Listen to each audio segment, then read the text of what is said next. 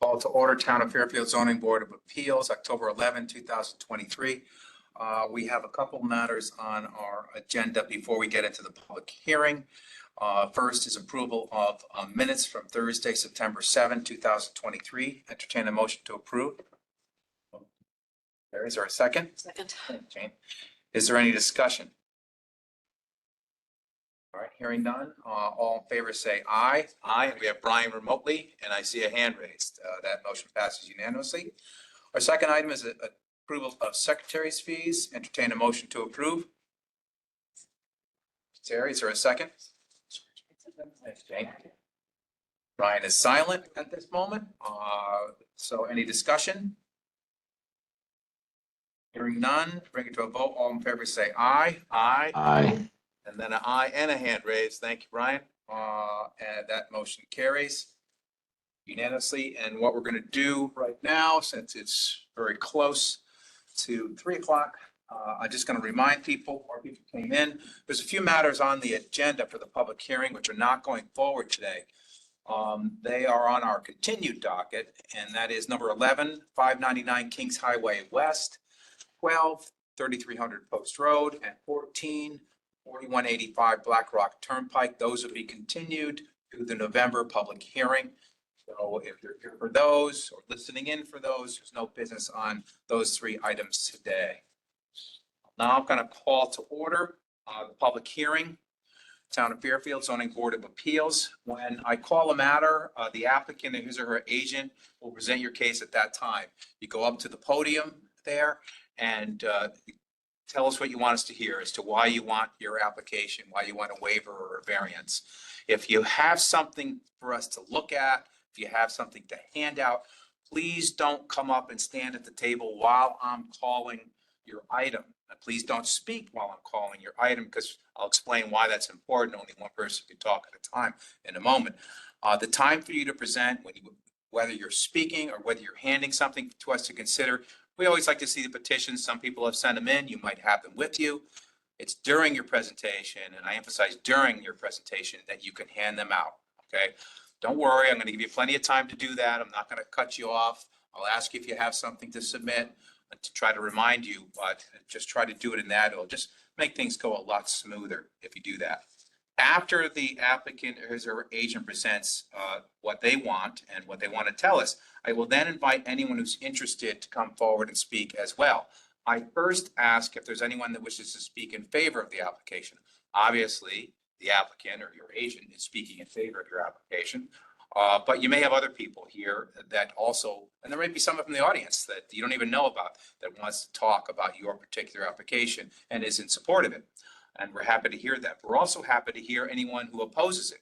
If you have comments about any particular application going forward today, whether it's for or against, we want to hear it as the board deciding the issue. So I will first invite those in favor, and then if there is someone, they come up and same thing, give your name and address and tell us what you want us to consider.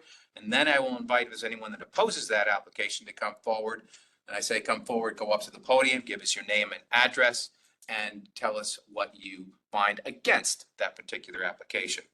If there is any opposition, I will then allow the applicant, since they're the ones that have to prove that they want us to do something for them, I'm going to give them the last word. So you're going to have a little bit of a rebuttal, but it's a rebuttal. It's only to rebut things in opposition. It's not a time to restate your application. Just address if there's something that someone that opposed your application or some information that came in, whether it's an email or something, opposed your application. The meeting's being taped, and that's why I emphasize a few things.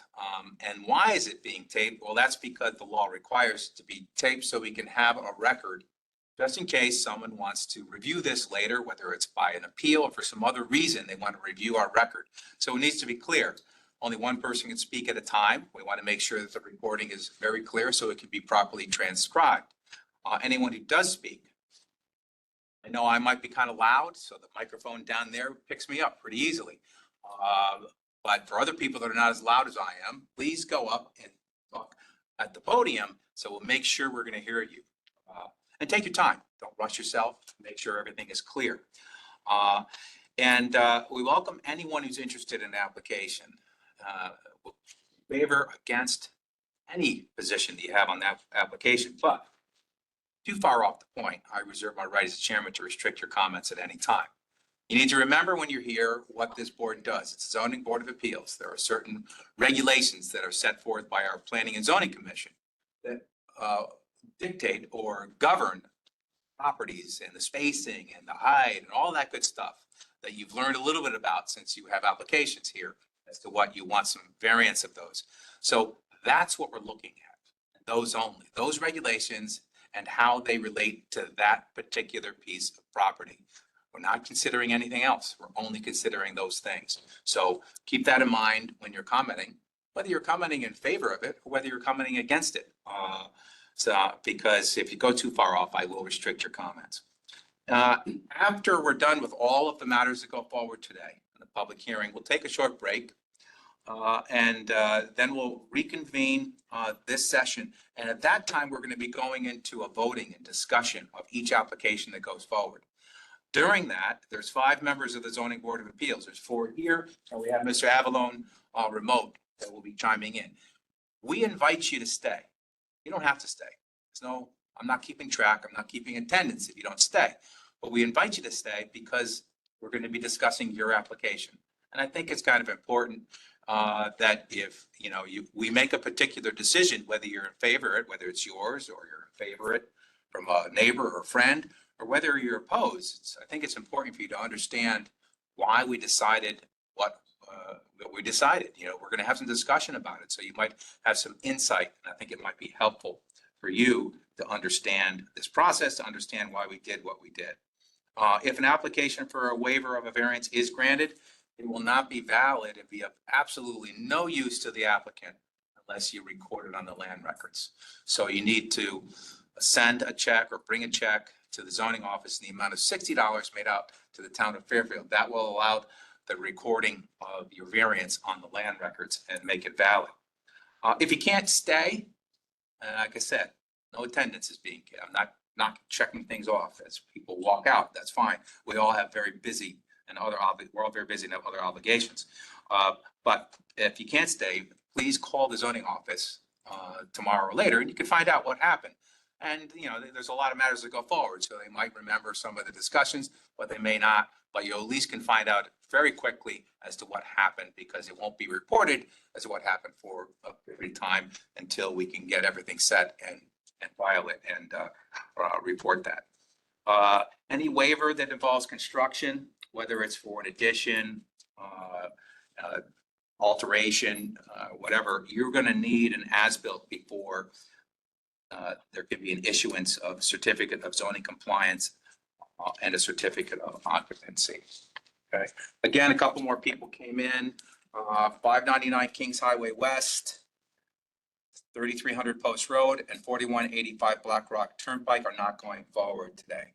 I'm now going to be calling the matters in order that they appear on our agenda for the public hearing. Continued docket number 11, 599 Kings Highway West, that's continued to November. Continued docket number 12, 3300 Post Road, that is continued to November. Continued docket number 14, 4185 Black Rock Turnpike, that is continued to November.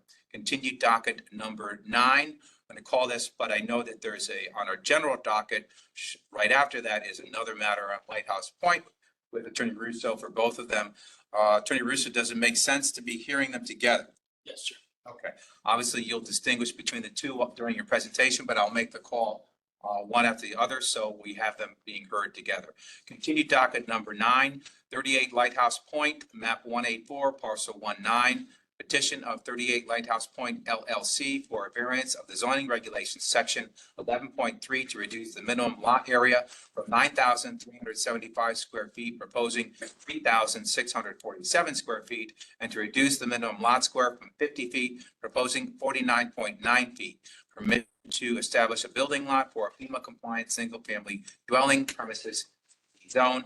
And general docket number 1, which is 46 Lighthouse Point, map 184, parcel 18, petition of 46 Lighthouse Point LLC for a variance of the zoning regulations section 11.3 to reduce the lot size from 9,375 square feet, or say that in here, but proposing 4,186.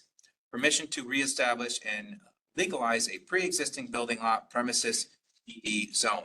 Attorney Russo, go ahead.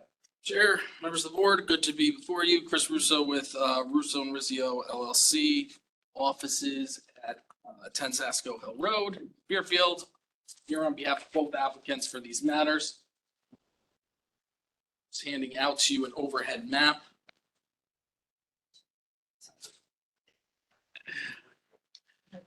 For really what's a unique situation and a unique opportunity, because there are 3 properties on Lighthouse Point. Lighthouse Point's a very short street. It's a narrow street. It only has a limited number of properties on it. But we have 3 properties that they're in separate ownership, but they have a similar controlling member. And it allows an opportunity here to eliminate, use a lot of nonconformities that exist here with these properties. And frankly, on the street, and also bring properties, buildings into FEMA compliance.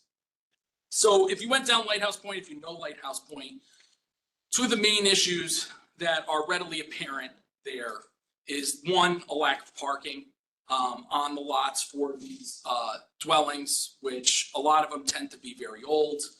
One of the ones we're going to talk about today was built in the 1920. And so they do not have garages, and the lots do not provide parking for those dwellings. The other issue being that a lot of these properties are not FEMA compliant in a particularly vulnerable area, and where there is the VE zone is present there. So to convert these dwellings into FEMA compliant dwellings is really an important step here. So just a brief summary looking at the map that I handed out to you. 1, and I'm going to hand you out the petition in a second. All the properties that you see on this overhead are properties, the ones that are in green are the ones that signed the petition in support of this application. And what you'll notice is that every property on Lighthouse Point signed this application and signed a petition in support of this application. The president of the Lantern Point Association signed in support of this application. And there's 2 properties, 801 Fairfield Beach Road and 795 Fairfield Beach Road, which are behind some of the properties we're talking about today that also supported this application. You'll see there was 2 in the middle there that didn't sign. I believe those are student rentals. And we were able to get in touch with the owner. But we have 2 that were to the rear of us that signed a petition in support. I also drew on there because it may seem like a lot's going on with this application, but it's really rather simple. The house at 38 Lighthouse Point, which is not FEMA compliant and has no parking, is being raised up. And there are certain nonconformities with regards to setback that are being reduced. And it's getting provided with parking now. So a huge improvement for that property. The other thing that's happening is the property, and I tried to show that with the arrow, the dwelling that exists at 28 Lighthouse Point is physically being moved to 46 Lighthouse Point. And it's being placed in a location that's fully compliant with regards to setback and with regards to coverage, and it's going to be FEMA compliant. So that's really all that's happening with these applications. The 38 Lighthouse Point is getting raised. The building that's at 28 Lighthouse Point is moving over to 46 Lighthouse Point into a conforming location. So I'll just so you have it for the record, here's the petition you can review. Again, this is every. Oh, you have it? Oh, okay. This is every property owner on Lighthouse Point. It's going to be a huge benefit to the neighborhood that these lots are now compliant as the parking and that the dwellings are.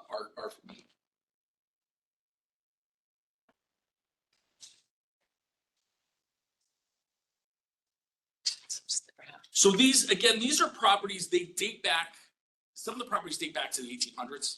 The house at 38 Lighthouse Point, as I mentioned, it dates back to 1920. These properties are all under separate ownership.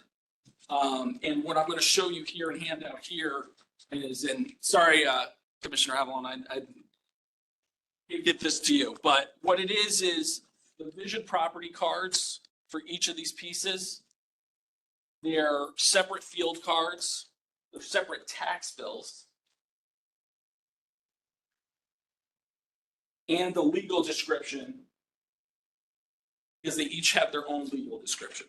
So there are separate lots, they predate zoning regulations. And what we're looking to do here is with this whole redevelopment of this area, legalize these lots, which are similar to lot lots that you see down on Fairfield Beach Road. They're non-conforming as to lot frontage and also the lot area. So just to get into detail of the, what is happening particularly on each of these properties. So, and only because we're removing the house from 28 Lighthouse Point, there's no application for 28 Lighthouse Point. We're just removing that house out of there. And that's why the only ones that are before you today are 38 and 46. On 38 Lighthouse Point, which is the more simple one, again, what's happening here is that this dwelling, which has no parking, is being raised. So now there'll be a garage under it and it will be FEMA compliant. There'll be 2 spaces now will satisfy the zoning regulations. As it's being raised, there are 2 stairwells being added. One on the south side, one on the north side. One of the things I'll point out to you is that there is a stoop that currently exists here and a stairwell that's over on this side. Those are being removed. So that side setback nonconformity is being completely eliminated.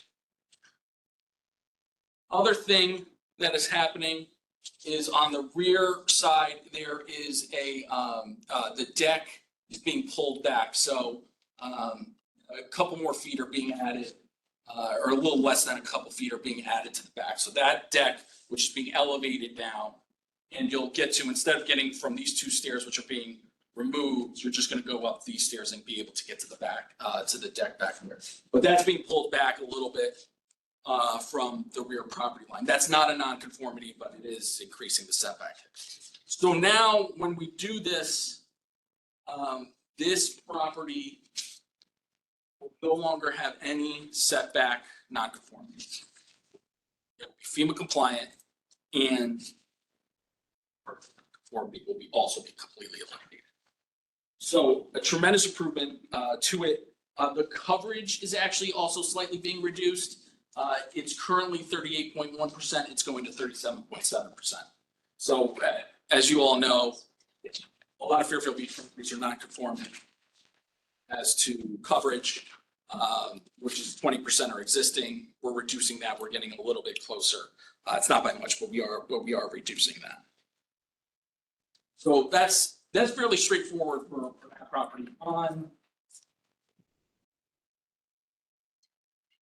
46, again, this is being moved from 28 Lighthouse Point and is being placed in a fully compliant location. It does not need a side setback. It doesn't need a rear setback. It doesn't need a front setback. It's completely compliant. In addition, the coverage will be at 20%. So that the coverage is also completely compliant with the regulations, which, again, if you know Fairfield Beach Road properties, there are not many properties that have 20% coverage. An overwhelming majority of them are over coverage. It will also have compliant parking.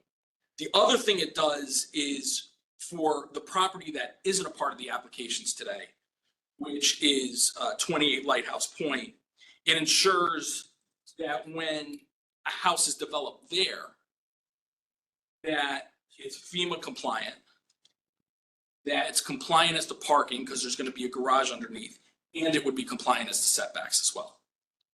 So with this whole, again, it seems like a lot's going on. It's really just that one house is getting raised and one house is getting moved over.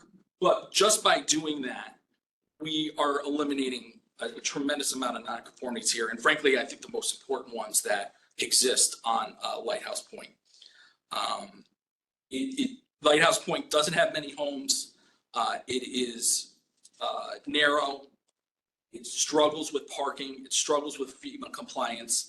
And for 3 properties, we're taking care of this in one fell swoop. Again, these are pre-existing lots. They predate the zoning regulations.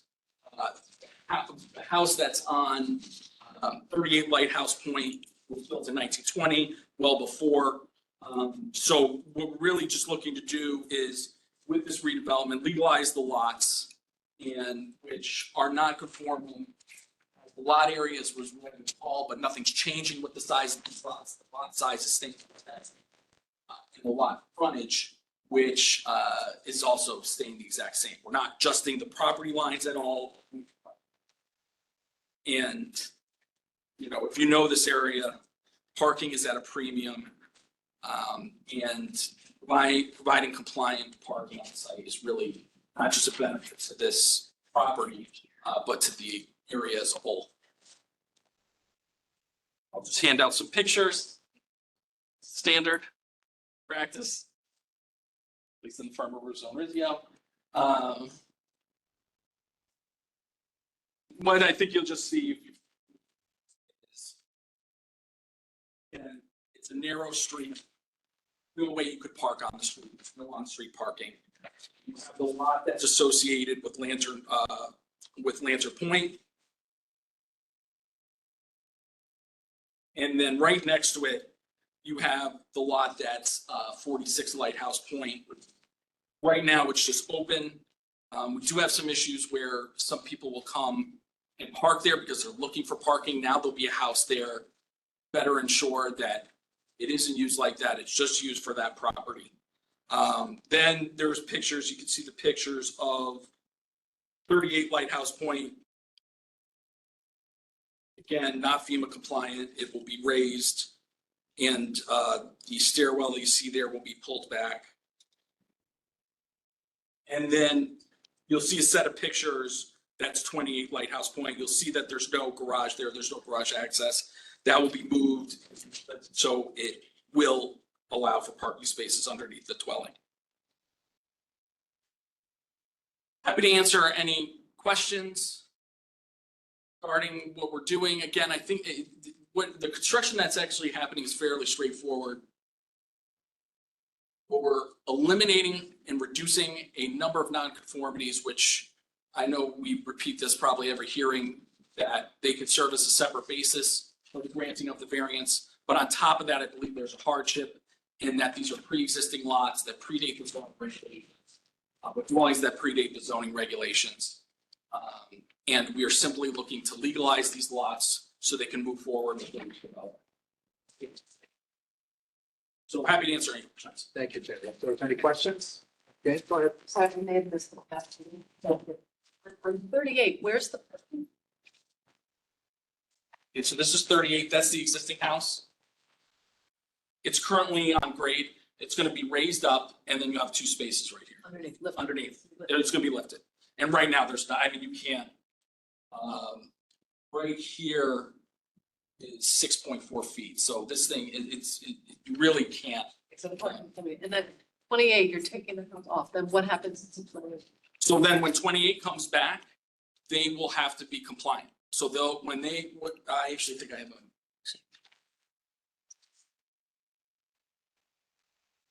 So this is 28. Again, it's not a part of the, one of the applications, but this is theoretical.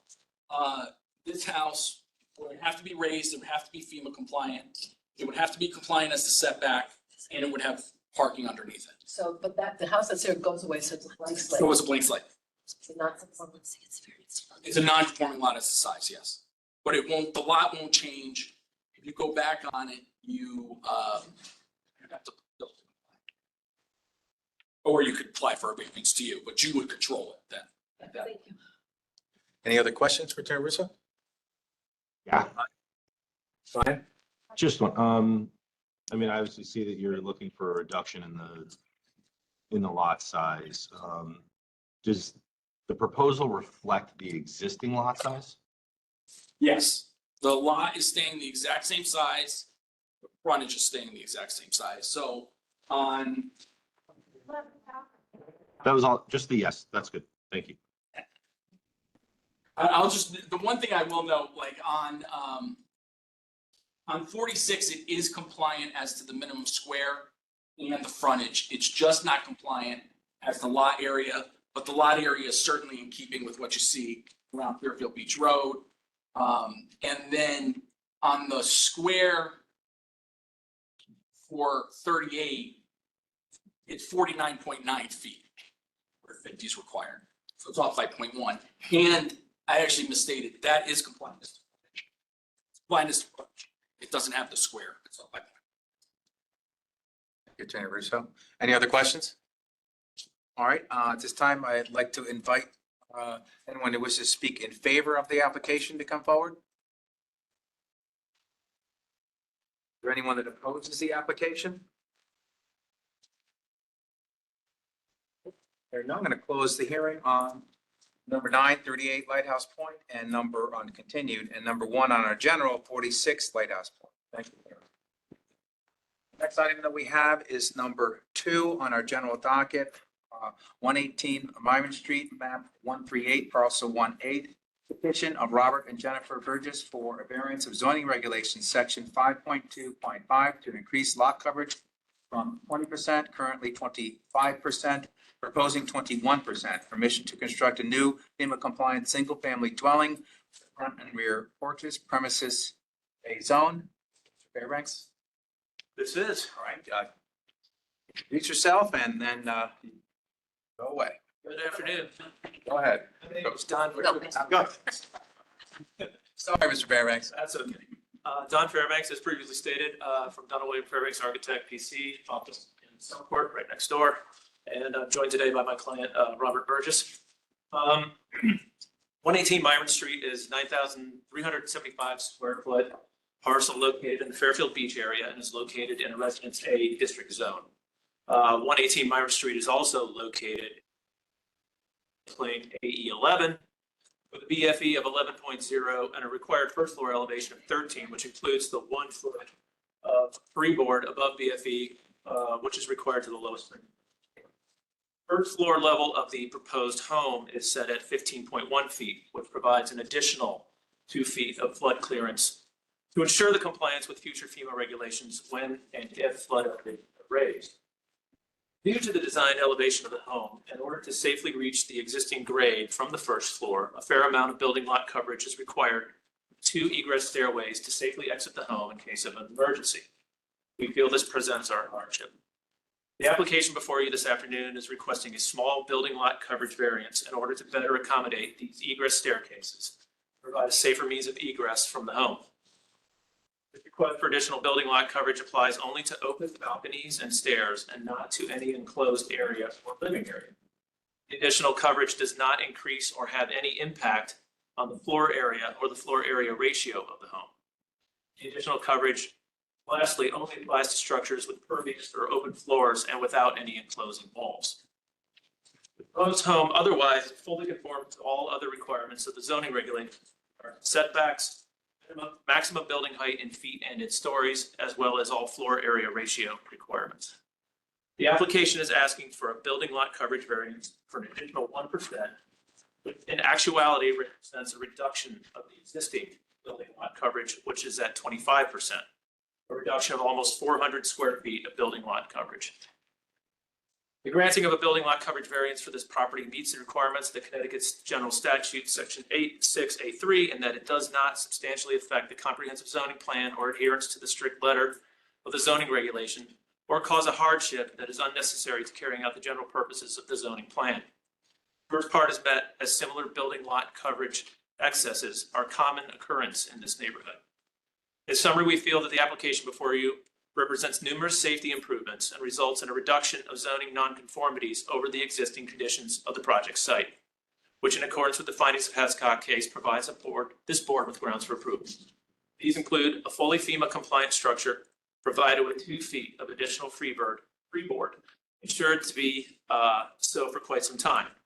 a reduction in the existing building lot coverage, and site water retention for all surfaces, contributing to a positive environmental impact. We feel that this application preserves the existing characteristic of the Fairfield Beach neighborhood while providing a safe and FEMA-compliant home for improved safety. The owners have shared their plans with their abutting neighbors and have received positive feedback as indicated in the signed neighbor notification letter, which I will now distribute. Sorry for my gimpy walk. I'll get it. Couldn't have gone away even if you wanted to, so I'm stuck between go ahead and fire away, so. Next up.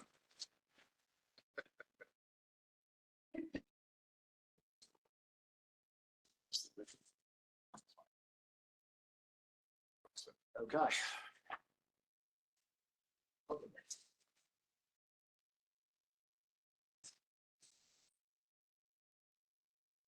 Thank you for your time.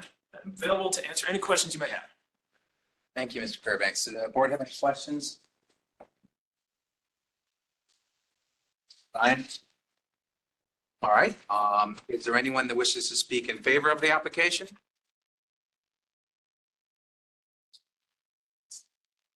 Well, if you really want to be in favor, you gotta walk up there and say your name and address and then tell us you're in favor. You just can't shout it out. That's all you have to do. Get your moment in, on the record. Jackie Davis, I'm in favor. What's your address? 282 Pine Creek Avenue, Fairfield, Connecticut. Thank you, Ms. Davis. Is there anyone else that wishes to speak in favor of the application? All right. Is there anyone that opposes the application? 118 Myron Street? All right. Hearing none, I'm going to close this application and we'll be taking that up at the voting session shortly. Thank you, Mr. Fairbanks. Our next item that we have is number 3. That's 55 Mariners Way, map 139, parcel 385A as an apple.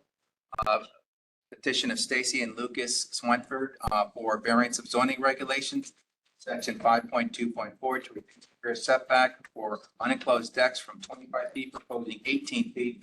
Section 5.2.4.3 to reduce the side and rear setbacks for an accessory structure from 10 feet, proposing 4 feet. Section 5.2.5 to increase lot coverage from 15%, currently 13.9%, proposing 16.3%. Permission to construct a shed and 2 covered rear decks, premises R3 zone. Sir? Thank you, Mr. Chairman. Lucas Swyford, I'm here on behalf of the homeowner, myself and my wife, Stacy. As the chairman indicated, our proposal seeks 3 variances. So I'd like to talk about them individually if that's okay.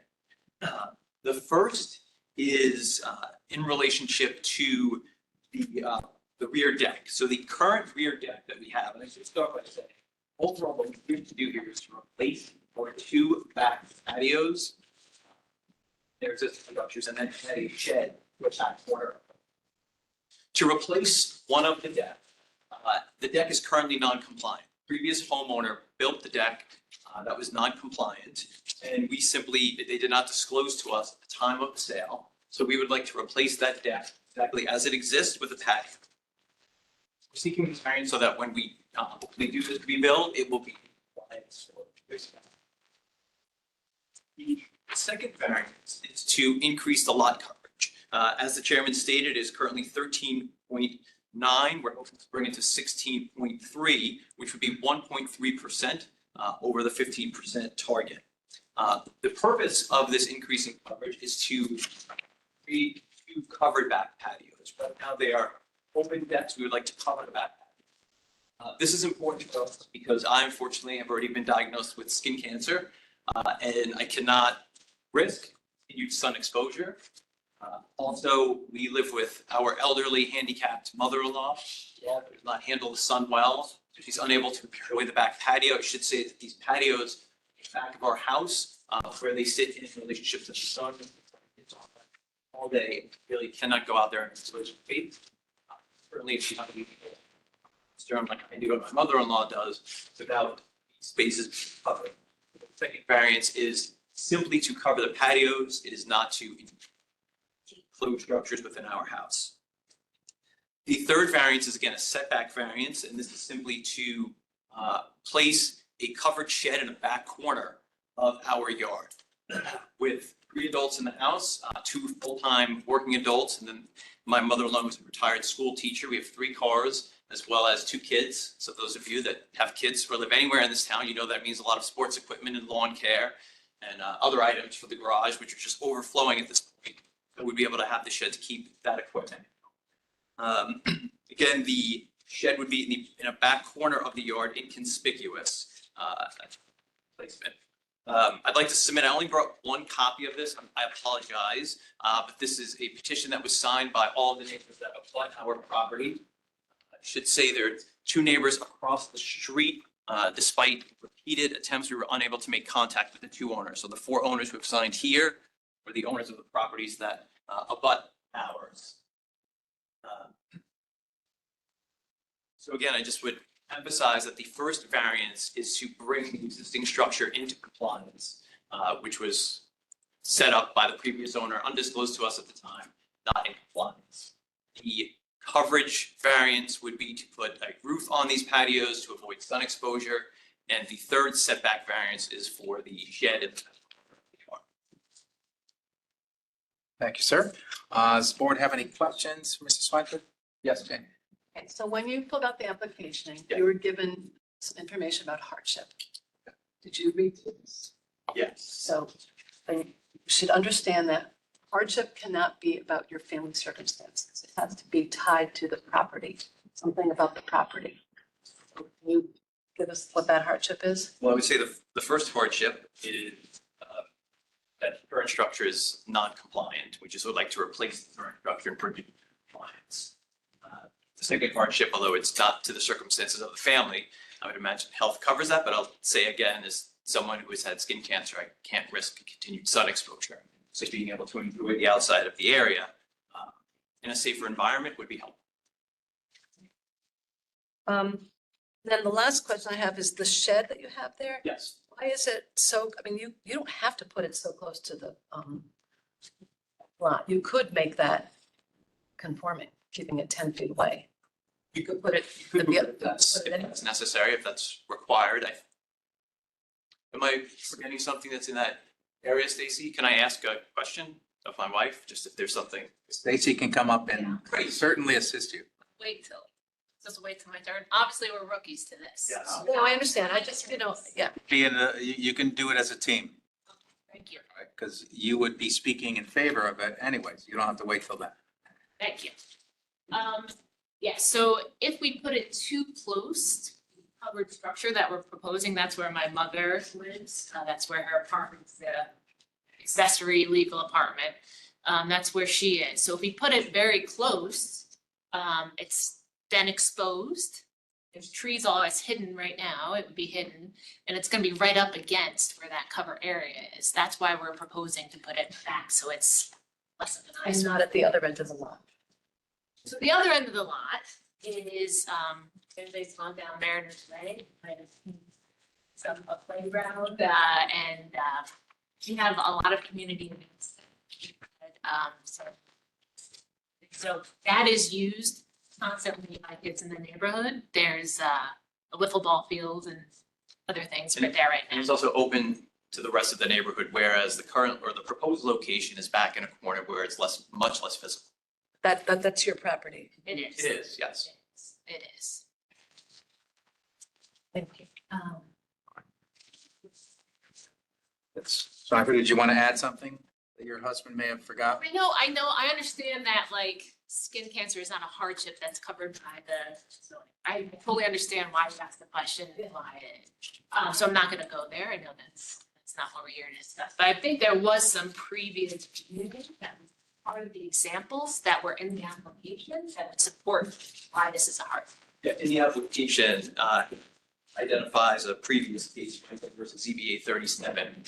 That is similar to the case where there was an existing patio built that was non-compliant. Previous owners did not disclose at the time of the sale, so the variance was granted. So that's a precedent that was cited in the documentation that we reviewed. So that is. Any other questions? Any other questions? Is there anyone who wishes to speak in favor of the application?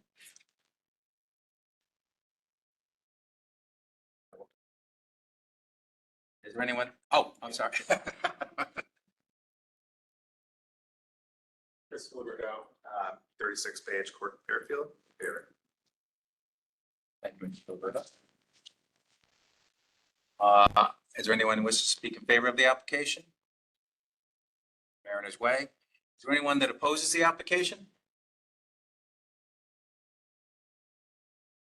Hearing none, we're going to close the hearing on 55 Mariners Way. Thank you both. This item is number 4, 282 Pine Creek Avenue, map 238, parcel 24. Petitioner Jacqueline D. Davis for a variance of the zoning regulations section 11.1.4.1 to allow a detached accessory structure to contain finished livable floor area with plumbing and heat. Section 11.10 to increase the total lot coverage from 20% currently 20%, proposing 25.4%. And section 11.13.1 to reduce the setback from the center of Pine Creek Avenue for a lot bounded by Long Island Sound from 45 feet currently 35.7 feet, proposing 18.1 feet. Permission to construct a FEMA compliant detached garage with finished space above premises BD zone. Attorney Fallon, go ahead. Thank you very much, Mr. Chairman, members of the board. John Fallon, I'm here today. John, we're seated in the front row towards the end there. Jackie's the owner of the property at 282 Pine Creek Avenue. The property is located in the Beach District. It's presently improved with a 2-story dwelling located on the portion of the lot adjacent to Long Island Sound. The portion of the lot to the north of Pine Creek Avenue, since the property is bisected by Pine Creek Avenue, is vacant. Some background here that's pertinent to the application. Jackie's mother actually purchased this property in 1982, and in 2019, Jackie purchased it from her. After she took that over, they did renovations and an addition in order to create an accessory dwelling unit for her mother, who was unfortunately suffering from some very serious health issues, which necessitated creating a space for her to reside with her daughter and family. That has been done. Unfortunately, those health issues continue, and luckily, Jackie's mother is able to reside with them in that accessory structure. John also resides in the home. They have 4 daughters, one of whom is still living with them while she attends college. Jackie's a very successful real estate agent with William Ravis, and John is an equally successful independent financial planner with Davis Financial. So the proposal is to construct, as you've seen on the plans that are submitted here, a 2-story accessory structure, which will consist of a 2-car garage with a finished floor area above. The lack of a garage on this vacant portion of the property has in fact created serious inconvenience and safety issues for Jackie and her family, and especially for her mom during times of inclement weather. Therefore, we believe that the attractively designed garage structure, which will allow for us to internally store our vehicles, is preferable from the standpoint of neighborhood aesthetics than vehicles being parked outdoors or on that vacant portion of the lot.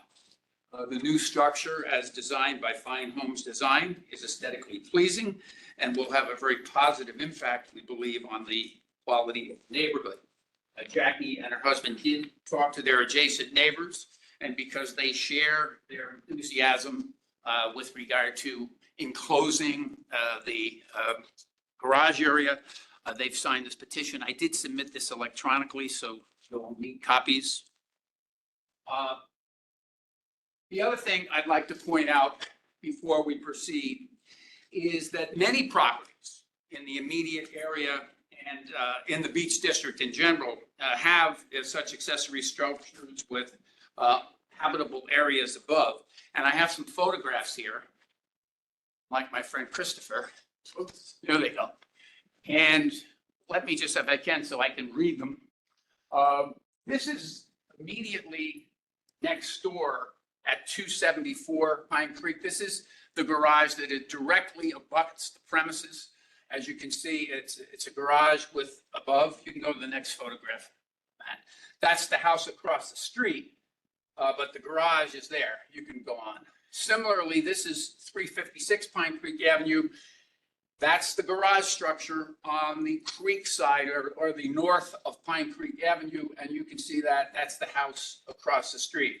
And then I have a series of other photographs and I could have done more. We could have done more, but this is 1149 Fairfield Beach Road, again in the Beach District. That's on the creek side. That's on the beach side. Similarly, this is 1148 Fairfield Beach, again, garage and habitable space above. That's the main house directly across the street. Another garage, and this one is at 2101 Fairfield Beach Road. That's just received some variances that will allow the construction of a dwelling on that particular property. And that is the house that's on the garage on the creek side. So as you can see, the point that I'm trying to make here is the concept. This is the last one, I believe. If you just want to scroll up a little bit, I don't know if that one has an address on it. You know the house, go down one more. There it is. That's 1087 Fairfield Beach Road. That's the house. And if you go back down one more, that's the rather inartistic shot. There it is, right there of the structure.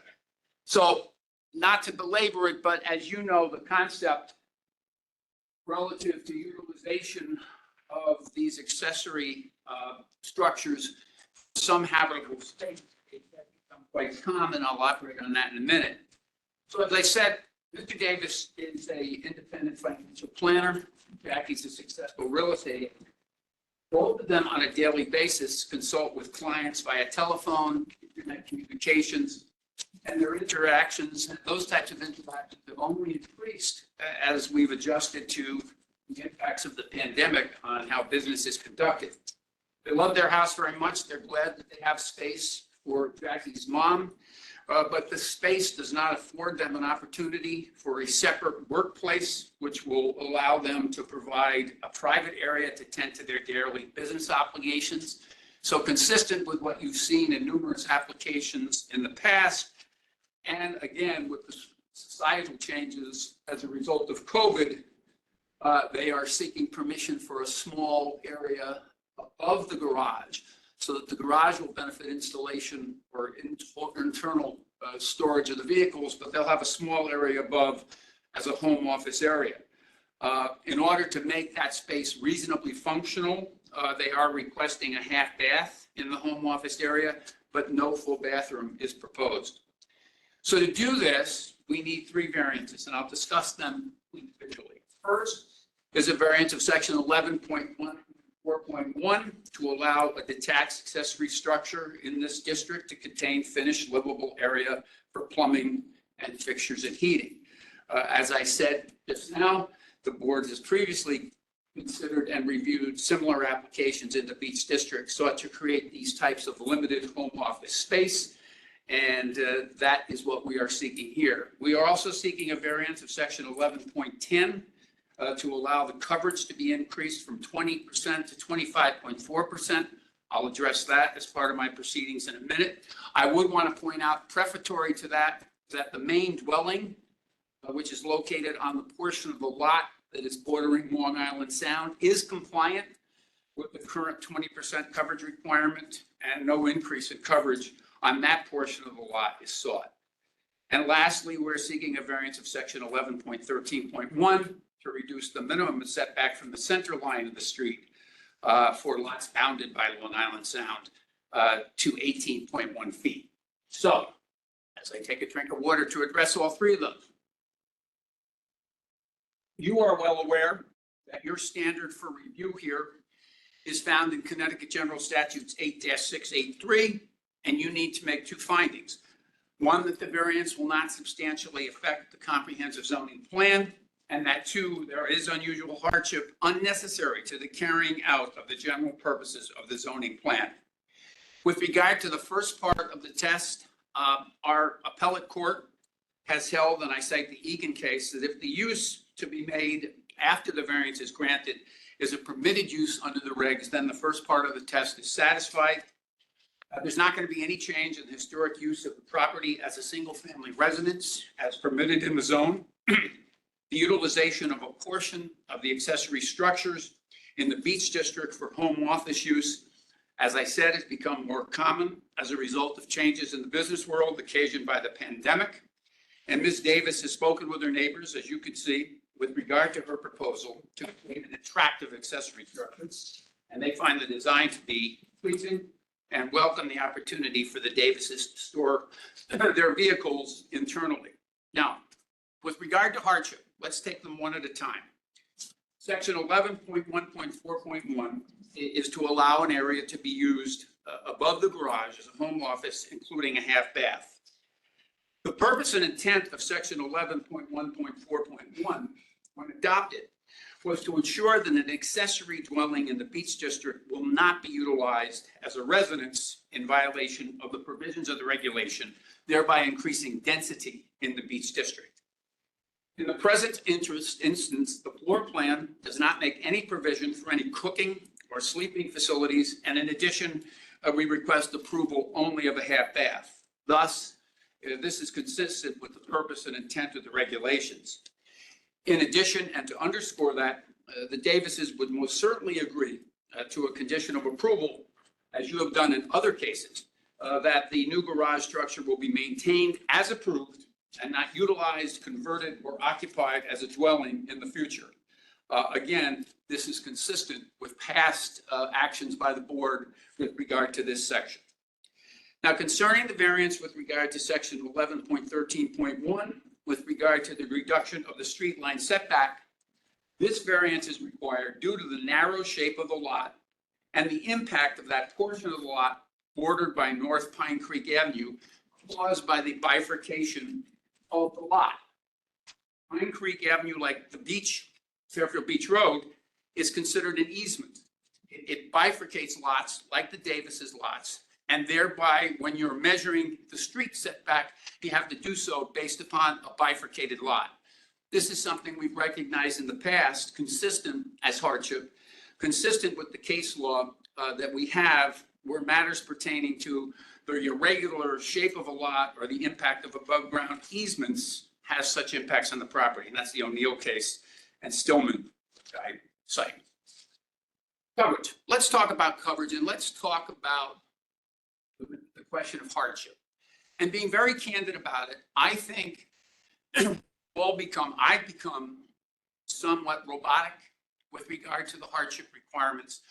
And we walk into these meetings, at least I do, and I think the board does, think that hardship is a hard and fast reality that has to be addressed. Now, most of the cases you see involve coverage variances where the lot is undersized. And I cite cases to you that say, well, there's a clear basis of a condition with regard to the property that establishes a proper basis for a finding of hardship. So how do you address the hardship issue here? Let me start with the statute. If you look at Connecticut General Statutes 8-6, which is where you derive your power from, the language in the statute is quite interesting. It says to determine and vary the application by the zoning bylaws, ordinances, and regulations in harmony with their general purpose and intent, where, let me find the right section. On here, I don't want to read the whole statute to you. What it says is where practical difficulty or unusual hardship is found to be shown. So the statute 8-6 refers to practical difficulty or unusual hardship. So I took that and I looked at, Steve, whether or not cases that have been cited to us in the past have in fact addressed considerations for that. The case that I found that was most recent and most interesting was Meyer-Whitman versus the Zoning Board of Appeals of Stamford. Interestingly enough, early on in that case, and I'm going to give you an excerpt from it in a minute, the Supreme Court, with Justice Verdefe writing, saying zoning boards of appeals are authorized to grant variances in cases in which enforcement of a regulation would cause unusual hardship in order to furnish elasticity in the application of regulatory measures so that they do not operate in an arbitrary or confiscatory manner. So I would want to start by saying, I think that in this situation, as it relates to the coverage variance, you have the right to look at this in terms of the scope of the regulations and make an interpretation consistent with 8-6, whether you think there's a basis for granting the variance. Now, I'm not going to give you the whole 30-page case. I can make it part of the record, but there is something here I want you to read because I think it's pertinent.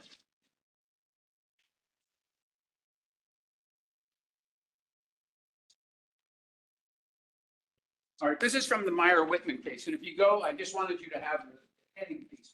But if you go to the second page, again, this is part of the decision by the court, and you look at that second note, I think it's very interesting because what it says is we do not suggest that establishing, well, let me not make you read the whole thing, but I will read this to you. That hardship is established where the regulations as applied bear so little relationship to the purpose of zoning that as to a particular premises, the regulations have a confiscatory or arbitrary effect. So what does that mean? What that means to me is you have an application here that is supported by the neighbors, will provide an aesthetic improvement to the neighborhood, will provide, consistent with other applications that you have seen, an opportunity for a small in-home work area for the Davises to utilize as they share their home with Jackie's mother. And you can look at whether or not the granting of this variance or its denial bears so little relationship to the purposes of zoning that in this particular situation, it would be considered confiscatory and arbitrary. And I think that's a reasonable, that's the case that you're confronted with here. We are asking you to consider granting this application, which is supported by the neighbors, in order to allow the structure to be built that is proposed. I think that the language of the statute, which speaks to practical difficulties or unusual hardship, and the language and analysis in the Meyer-Whitman case, where, by the way, the variances that were opposed were sustained. And one of the bases upon which they were sustained was this particular finding that the denial of the variances in question did not bear a meaningful relationship to the purpose of the zoning regulations that were sought to be varied. So I think if you combine all of that with our agreement that a condition of approval should be established that would not allow occupancy for any other purposes than the home office, that's important. You know, I also cite in my material the Holy Grail case. Everybody who comes before you opposing a variance cites the Verillo case. And the Verillo case has a reputation as being a rather staunch case when it comes to hardship.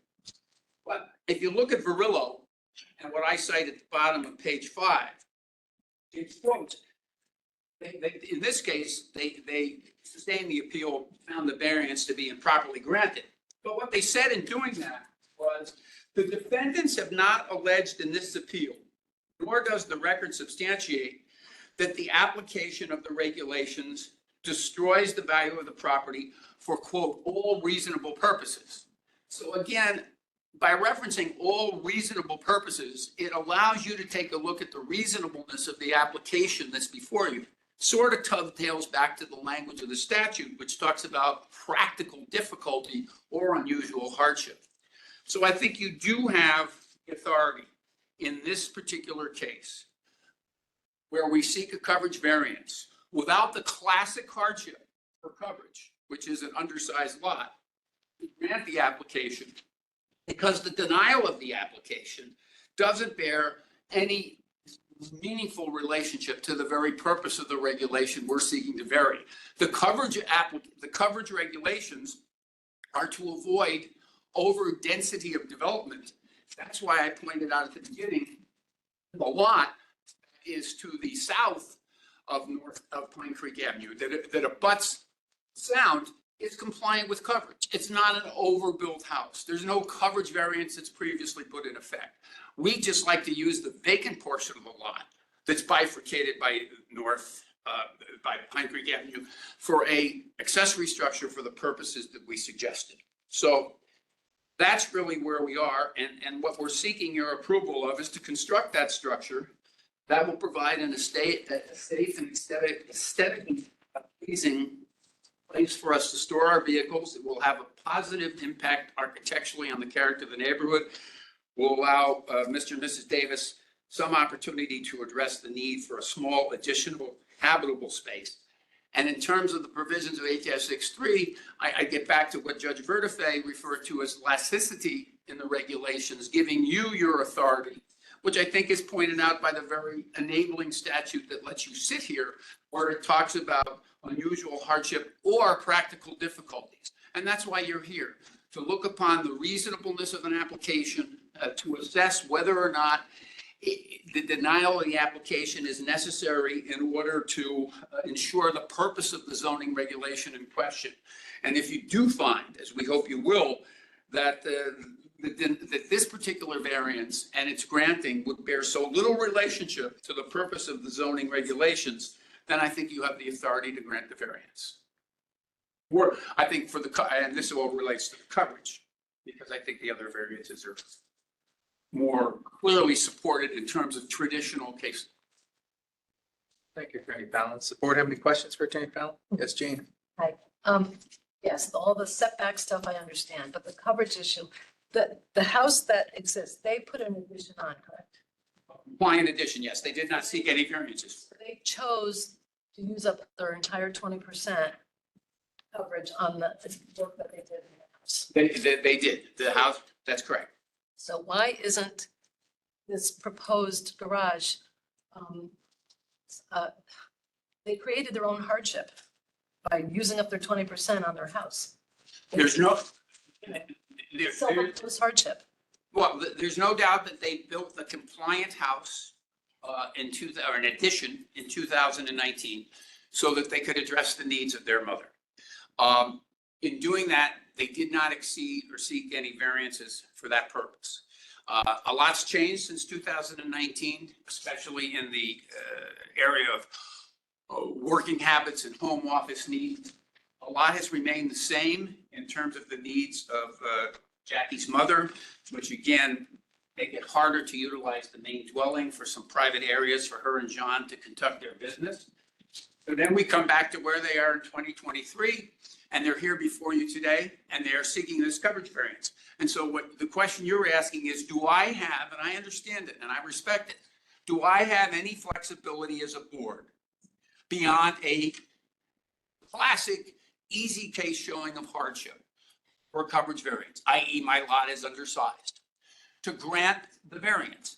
And what I've tried to present to you is facts that although we all, myself included, rather routinely look at the law as being hard and fast and inflexible when it comes to the issue of coverage, if you look at the language of the statute, practical difficulty or unusual hardship, if you look at Judge Verdefe's comments about the reason the ZBA exists is to provide, quote, elasticity to the imposition. And then she goes on in that case to talk about, well, where does that elasticity come from? And again, what she says in the handout that I gave you is hardship is established where the regulations as applied bear so little relationship to the worthy of granting the variance. So in other words, it almost ties back into the first part of the test, and that is what's being requested here consistent with the comprehensive plan?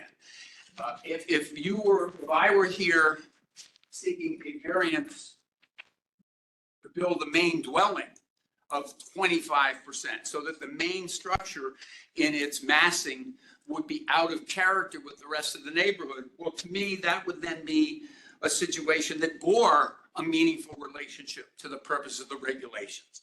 But in this case, where we're dealing with a portion of a property that's vacant and bifurcated by Pine Creek Avenue, I would suggest that the granting of the variances, including the coverage variance, does not, in fact, bear a meaningful relationship to the purpose of the coverage regulation that would warrant the denial of the variance application.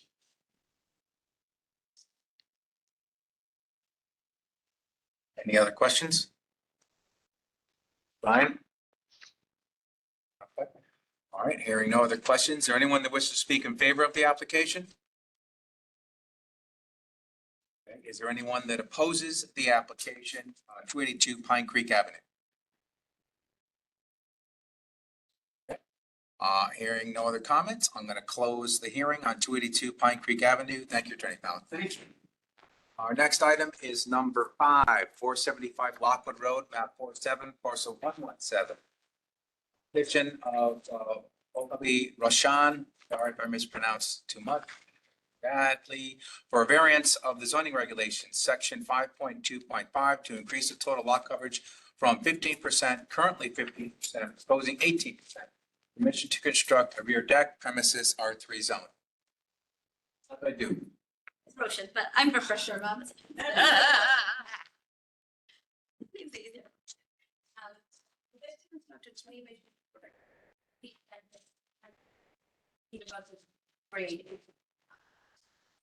Variance just because of the location. The hardship is that we are located in residential R3 district. Because the other lots are 10,000 square feet, and our lot is only 7 square feet, thus making us to the lot one new lot by over 5,000 square feet. We didn't signature by our neighbors next to us, but mine doesn't across the street. And I do have that too. Okay, why don't you bring that up? Just the petition. Now we have the other. Is there anything else? 1 second, let's take a look at this.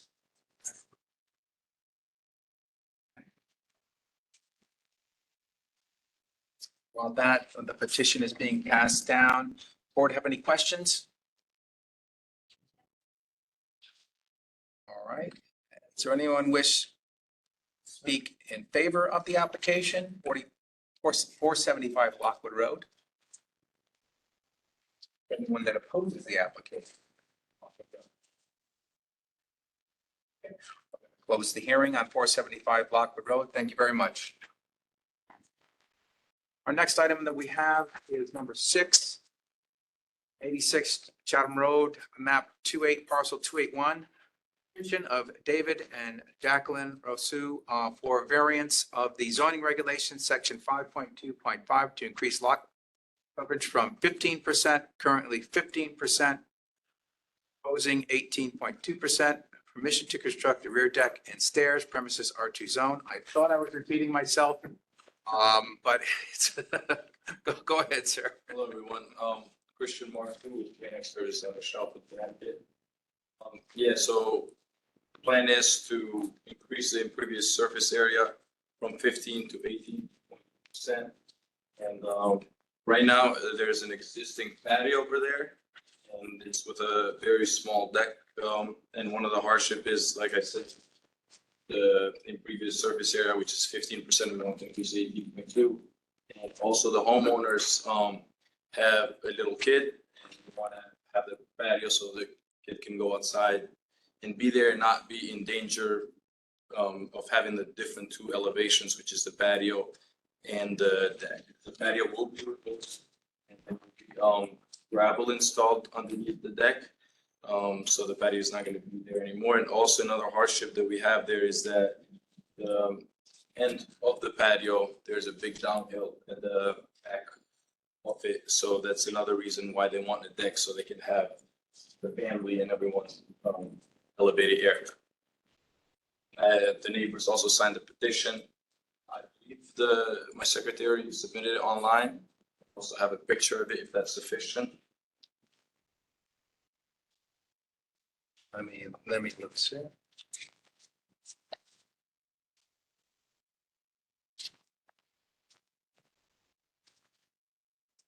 Yes, it is. Yes, it is. Yeah, the deck is also compliant with all other setbacks. So Okay. Does the board have any questions? Mr. Marcoux? Yeah, go ahead. I just want to clarify, you're saying the hardship is due to the topography of the property? And also, like I said, the impervious surface area. Any other questions? All right, sir, is there anyone to speak in favor of the application? One in opposition to 86 Chatham Road? All right, I'm going to close the hearing on number 6. Thank you, sir. Next item is number 7, 624 Center Street, map 243, parcel 86. Petition of Angela Benson for a variance of the zoning regulations, section 5.2.4, to reduce side and sum of 2 sideline setbacks from 5 feet and 20 feet, 3 feet and 19 feet, proposing 3 feet and 19 feet, and section 5.2.5 to increase the lot coverage in rural area 30% and 50%, currently 26.8% and 28.68%, proposing 33.13% and 54.48%.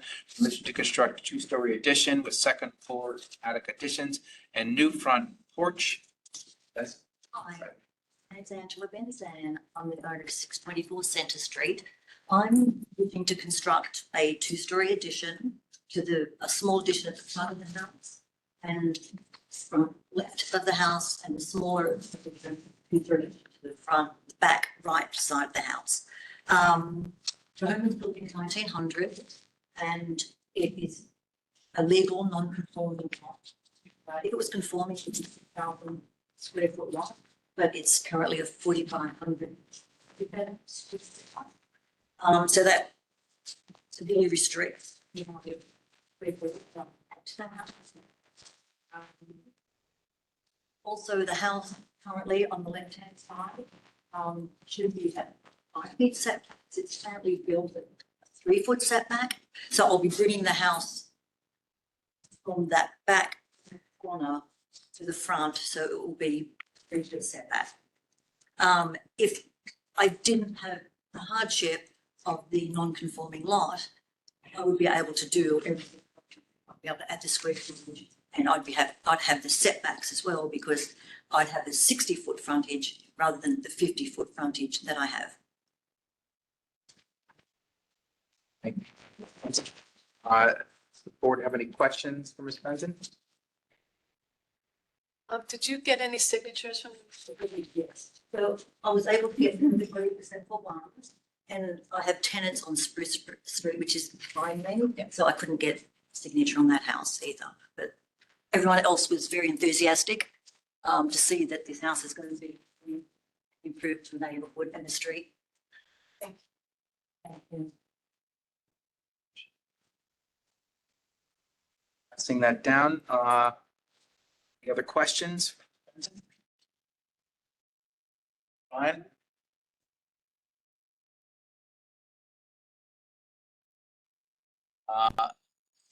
Is there anyone who wishes to speak in favor of the application, 624 Center Street?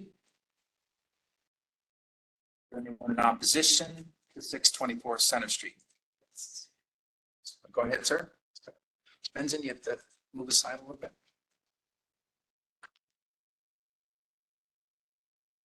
All right, go ahead, sir.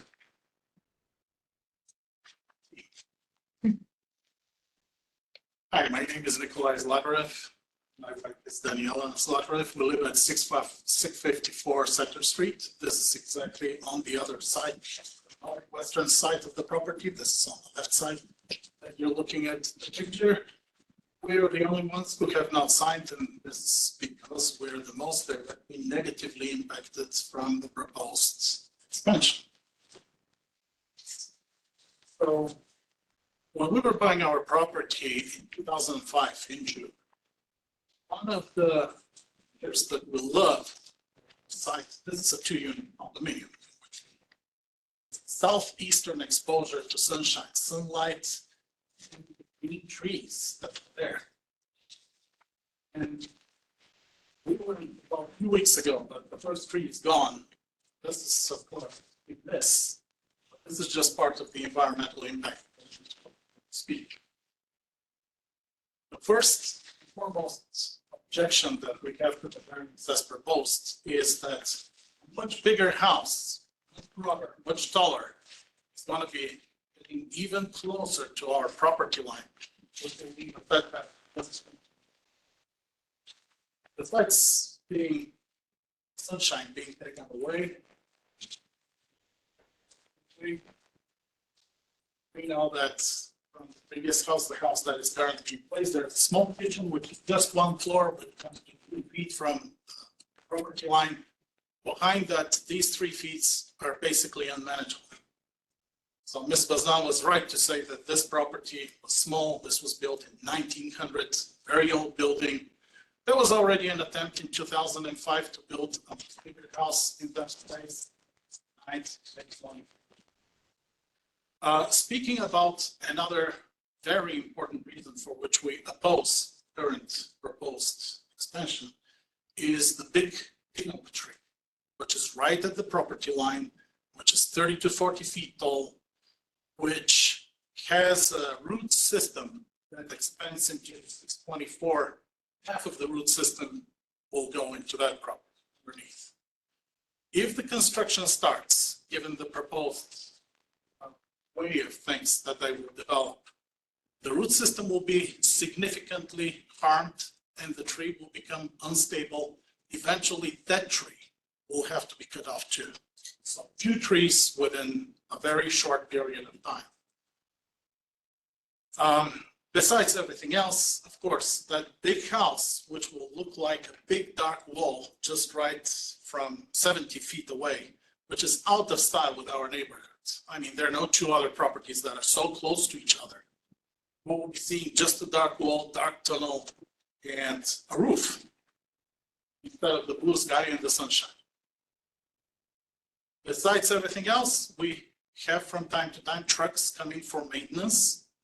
And they have always sought that variance between our 2 properties, the one that exists and ours, so that they can reach and trim the tree. We put a lot of maintenance into that beautiful tree. We do not mind coming to neighbors to the neighborhood who are ready to build something new, something modern, increase the property of the prices of the neighborhood.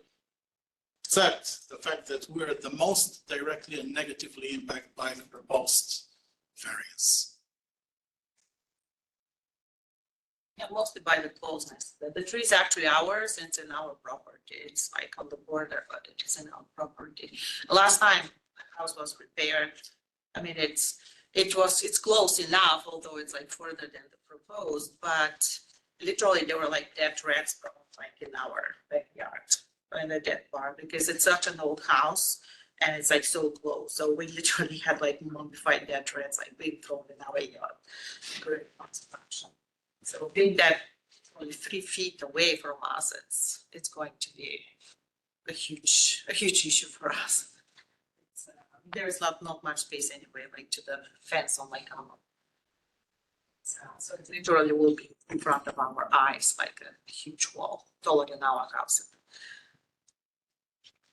All right, thank you, thank you. Is there anyone else that wishes to speak in opposition to 624 Center Street? Okay, hearing no others. You have an opportunity to address the comments, all right? Like I said, it's time to address the comments. Go up there to make sure we get it. I disagree with what you have to say, because the house is already a 2-story structure. It will be coming over a little bit more, but what I'm doing is not going to be this big, obnoxious new construction. I could have torn down the house and started again and built an obnoxious new construction and would have taken up, it would have been a lot higher and the wall would have been obnoxious to you. We've already a 2-story structure, so I just don't really see that it's going to have that much of an impact. You've already got part of the structure that's at 3 feet now. I think it's going to add value to the street. It's going to add value to your house. The street, this house needs improvement. I don't think this house at the moment adds value to the street. I think it's only to be for everybody. And what I'm doing is going to be very tasteful, and it's a It's going from like a 1,200 square foot house to under a 2,000 square foot house, and it's keeping the exact same footprint of the current house, just squaring it off, basically. So I feel like it's improvement. I think it's really happy with it. I don't think you'd be disappointed. Thank you. I'm gonna close the hearing on 624 Center Street. We'll take that up at the end. Number 8 is 604 Hillside Road, map 174, parcel 30. Petition of Aiken Susanna for variance of zoning regulations, section 5.2.4, to reduce the side setbacks for an accessory structure greater than 100 square feet from 30 feet, proposing 19.6 feet. Permission to construct an in-ground pool, premises AAA zone. I was listening so intently. The septic, was it on the A2? Yeah, it's good to Sorry. speak at the podium. I will.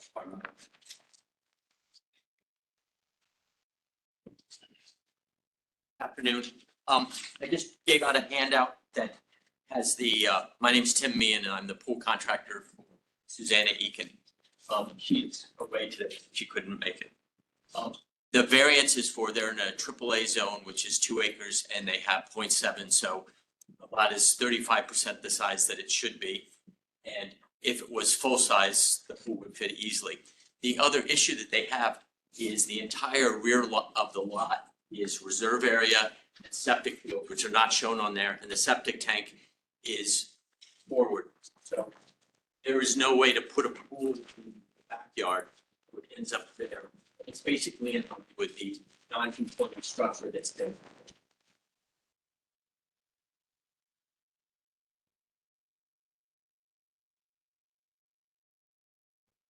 That's the hardship. Okay, and that's why you gave us the diagram showing tank. And there's no variance for septic, so I couldn't go to health. 20 feet away, it's not allowed.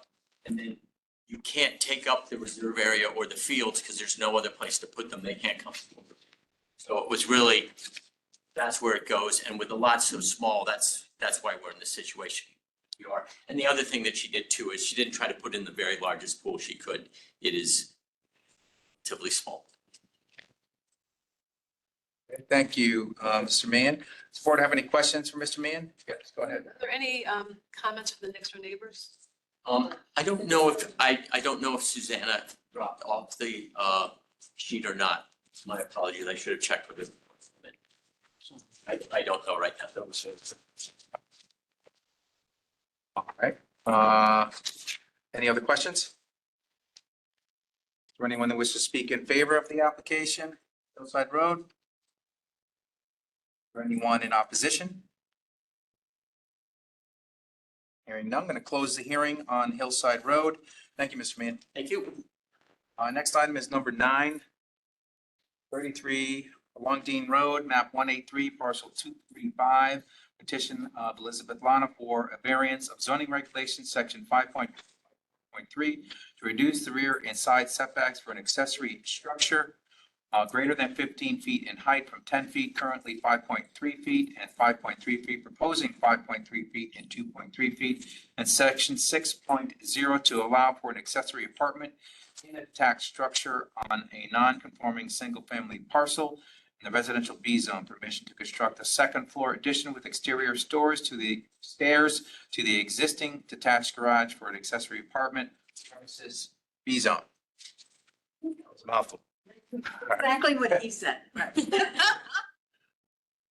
Okay, my name is Alina Radesco-Pichon. I am a designer and a realtor, which is why I got this from an inspection. And this is Lisa Lana is. And basically, I'm going to make it short and sweet. Our hardship is the undersized lot in a residential zone. And while we could have, can we put? Yeah, can we put? Okay. So basically, there's already a garage on the site. And we're proposing to build on top of that for Lisa's son. in order to minimize the impervious ground, or maximize, we decided that it would be better to build on top rather than connecting the house to the garage. I think also in terms of just the way the garage is designed, the structure is designed, is that the side that, sorry, I'm gonna have to go up there. That's what we do. So this is the stairs that's at the back of the property, which is right, actually on the side of the property, which is right next to the fence that they share with their next door neighbor.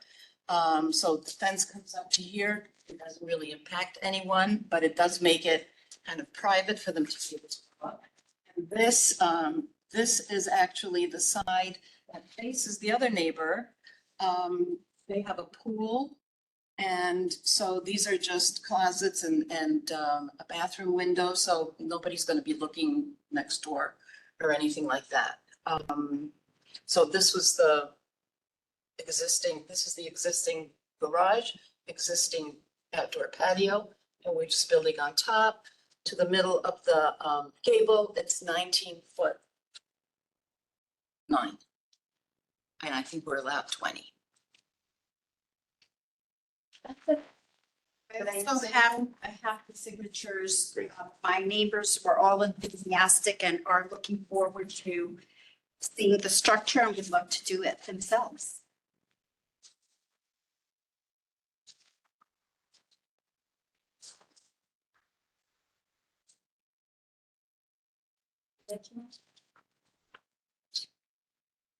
All right. You, and does the board have any questions, Ms. Pinchot or Ms. Lana? Sure, if you know the answer to this, and I can't remember, but is that stairway, which is the only access up to the apartment, covered? No, it doesn't, no. The other question is, there's a long driveway, it's 1 car wide. Right. So what happens when the tenant's car is blocked by the homeowner's car and they're not home? How's that gonna work? You have to provide off-street parking for all the cars, right? The tenant, it's her son. But it could be a tenant someday if it's an accessory use. Right, exactly. So I just don't know how Property, that so- would work. We would just have to figure that out. Yeah. I mean, I have family that comes to visit me frequently and that's never been an issue. Because if it's an accessory use, it's an accessory use forever, not just for your family. Okay. It's long, the driveway is long enough and I know it could block a car, I see that. But it's long enough that 2 cars or more can fit on there. Oh, I know, it's But What she's saying is that if somebody is if it's not your family, but they're gonna have to work it out. Either somebody's gonna park on the street or.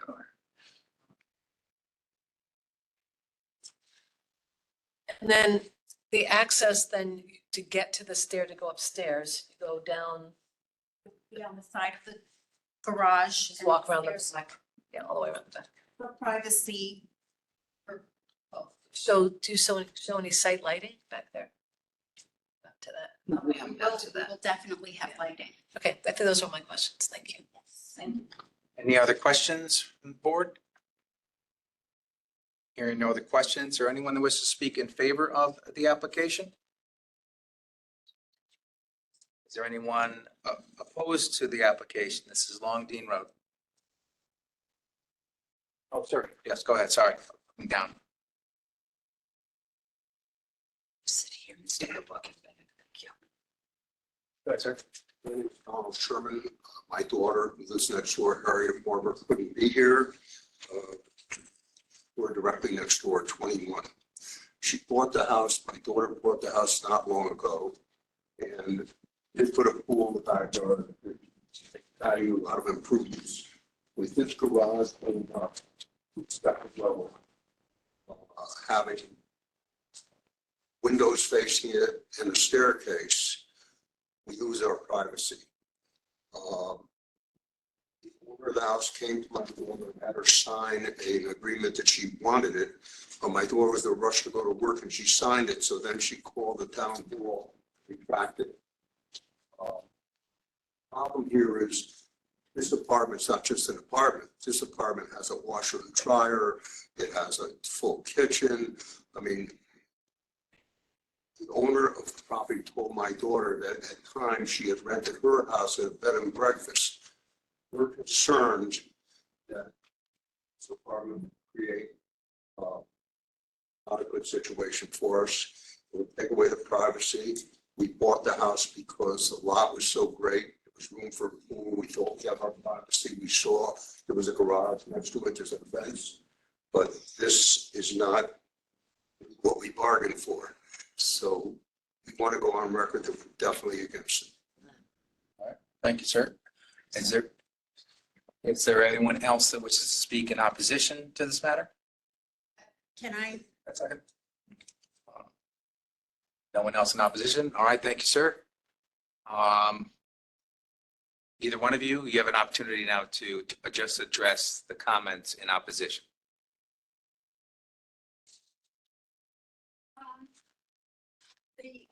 A lot of thought went into the privacy of my neighbors when designing this structure. So that was taken into account. I'm fully aware of the pool. I was never asked if that pool was okay with me. And I have to look at my setback, my survey, because it's very close to my property. I'm not sure, I never had to sign anything saying that I approve of that. Well, that's not another before issue. us. So, as I said, the design took into account the neighbors. And I think that the windows should not be an issue. There, one is in a closet and one was usually. Actually, if you can just go back to the elevations. Okay. So the two sides that are most facing, there's one door. This is the one that is directly, this is directly behind, right here. And then this is these two little windows, which are actually higher than usual because they're spaces. So I don't think that, I don't think there's going to be anybody in that bathroom who's going to look out and look down at the pool. See their kids swimming here. Okay. All right. Thank you. All right, thank you. I'm going to close the hearing on Londine Road. Our next item is number 10, 184 Drive, map 76, parcel 36, petition of John and Sarah Taxateridis for a variance of zoning regulations, section 5.2.4 to reduce the street setback 40 feet, currently 30.6 feet, proposing 20.5 feet. And section 5.2.5 to increase the lot coverage from 15%, currently 12.6%, proposing 18.6%. Permission to construct a two-story addition, premises R3 zone. Attorney Fallon. Thank you, Mr. Chairman, members of the board. For the record, my name is John Fallon. I represent Sarah and John Yanni. I call him John. They're both seated here in the back row. I say that familiarly because I've known them both since they were in high school with my daughters. So I feel old today, but I'm very happy to present on behalf of their application. They are the owners of the property at 184 Drive. They own the property since 2018, and they reside there with their twin sons, SJ and Jimmy, who are 11 years old, hard to believe as well. Sarah and John, as you might indicate, were born and raised in Fairfield. They both played Division I athletics in college. Their boys are also, bragging on them a little bit, exceptional athletes, baseball players who've just been part of the team that won the Little League New England Championship. They're also very active in football and AAU basketball. Very active and energetic family, and I say that because it bears some reference to the application, as we'll talk about in a minute. It's before you tonight. They love their home and their neighborhood. They very much wish to continue to stay there.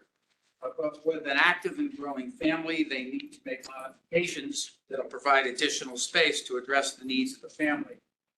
But on a very serious note, this need is dramatically exacerbated by the fact that John's elderly parents are in poor health. It's anticipated that in the near future, it will be necessary for them to move in with John and Sarah so that they can benefit from the care and attention that they need and John and Sarah provide to them. So with all of those things ongoing, a growing active family, the needs of John's parents, we make this application that's before you tonight to convert the existing garage into a family room that will include renovation of the existing dining and kitchen areas. We are proposing a 3-car garage with habitable space above that'll provide an immediate future for the immediate future needs of the twins, especially with regard to all of their athletic training and pursuit. Most importantly, this additional space will provide the family with the flexibility in the future to provide an accessory apartment to meet the needs of John's parents. So the property is located in the R3 zone. As shown on the survey that's provided, it is a uniquely shaped parcel located at the end of the Loader Drive cul-de-sac. The street line, due to the cul-de-sac configuration, as you can see from the survey, curves dramatically and directly towards the property, creating a very unique property line from which the street setback is measured. Indeed, the existing street line or existing street setback is already non-conforming at 30.6 feet because of this curvature at the point where the cul-de-sac meets. The design that was done by William Levy will provide the additional space that I addressed before to meet families' needs. The garage provides sufficient space to allow for the family vehicles to be stored, while providing an additional garage bay to meet the needs of John's parents, who may be permanently residing there soon. Currently visit quite often and often do spend a significant amount of time there. Above the new garage is also going to provide, as I said, for the immediate additional space for the twins, for their active recreation and training. And again, give the John and Sarah the opportunity to convert that as time demands into an accessory apartment. So the variances that we seek are first, a variance of section 5.2.4 to reduce the setback from the street line to 20.5 feet. As previously indicated, the structure is already non-conforming to the street line. And 2, we seek a variance of section 5.2.5 to increase the allowable coverage from 15 feet to 15%, to 18.6%. I think it's very important here in the context of where I want to speak to the legal underpinnings of this application, that notwithstanding the request for the coverage variance, the increase in the maximum floor area after the addition is built is taking it only to 17.8%. So that whereas in the zone, the floor area is allowed at 30%, here it will still only be 17.8%. I'll get back to why I think that's important in a minute. The exterior design that Mr. Levy has done and worked with John and Sarah to do ensures that we think the proposed addition will be very nice aesthetic enhancement, fits in with the character of the neighborhood. So you're looking at now Connecticut General Statutes 8-6, which we'll talk about in context in a minute. And in that, you have to make 2 findings: that the variance does not substantially affect the comprehensive plan, and that there is a basis for finding of practical difficulty or unusual hardship for purposes of granting the variance that is requested. With regard to the first part of the test, the addition as proposed is not going to change the use of the property. It'll remain a single-family residence as permitted in the zone. The Egan's case, which I cite, speaks to the fact that if the result of the variance being granted is a use that is consistent with other uses in the area and or is a permitted use, then the first part of the test is met. There'll be no change in the use of the property. It will remain that single-family residence. The proposed addition, we hope you'll agree, is attractive, harmonizes with the character of the homes in the neighborhood, and will prevent a very significant aesthetic enhancement to the property benefiting the area. As previously indicated, and I think it's relevant to the first part of the statutory test, notwithstanding the variance that we seek for coverage, at the end of the day, the FAR will be an extremely compliant 17.8%. We did speak to all of our neighbors John and Sarah went door to door. Again, I think you have these electronically, so I will give them to you, but every single person on the street signed the application, signed the petition in support of the application. I think they did that for two reasons. They very much like John and Sarah and their boys and want them to stay in the neighborhood. And they very much like the addition and think it's a very nice enhancement to the streetscape of the property. Now, we turn again to hardship. The first application or the first variance that we see is the street line setback. That is basically clearly established the basis for that, based upon the cases I cite, that that both the pre-existing location of a structure creates a proper finding for a variance, and in this case, the irregular shape of the lot provides a proper basis for a finding of hardship. You just need to look at the survey and see how Loaded Drive at that cul-de-sac point implicates the street line for this particular property. See that these cases are applicable here as to the request for the street line variance, and that is the current situation where the circumference of Loaded Drive and the cul-de-sac significantly affects the shape of their lot, and therefore directly implicates the ability to conform to the street line setbacks. Now, with the coverage variance, again, I begin because I think it's reasonably relevant. After this is constructed, should you be good enough to grant these variances, the FAR will only be at 17.8%, well under the 30% that's allowed in the zone. But let me rewind the tape and talk about the situation that we find ourselves with here, where we are seeking a coverage variance, and we are seeking a coverage variance where the lot itself is not undersized in terms of lot area. Does that tie your hand? And my respectful but very enthusiastic answer is it does not. And it's for the same reasons that I spoke about in the Davis case. You start with the statute. The statute talks about that you have to make a finding of practical difficulty or unusual hardship. You go to Judge Vertife's decision, which I've already provided, but I will again provide for the record, in the Meyer-Whitman case, where she speaks in her preamble saying that zoning boards of appeals exist in order to, quote, furnish elasticity in the application of regulatory measures so that they do not operate in an arbitrary or confiscatory manner. And then you go to the heart of the case, which I should probably give you again.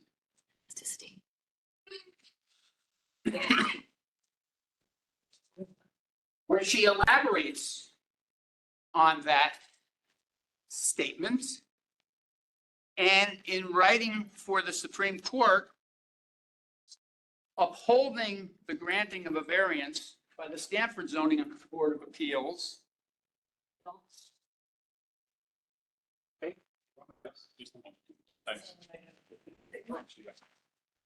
Thanks.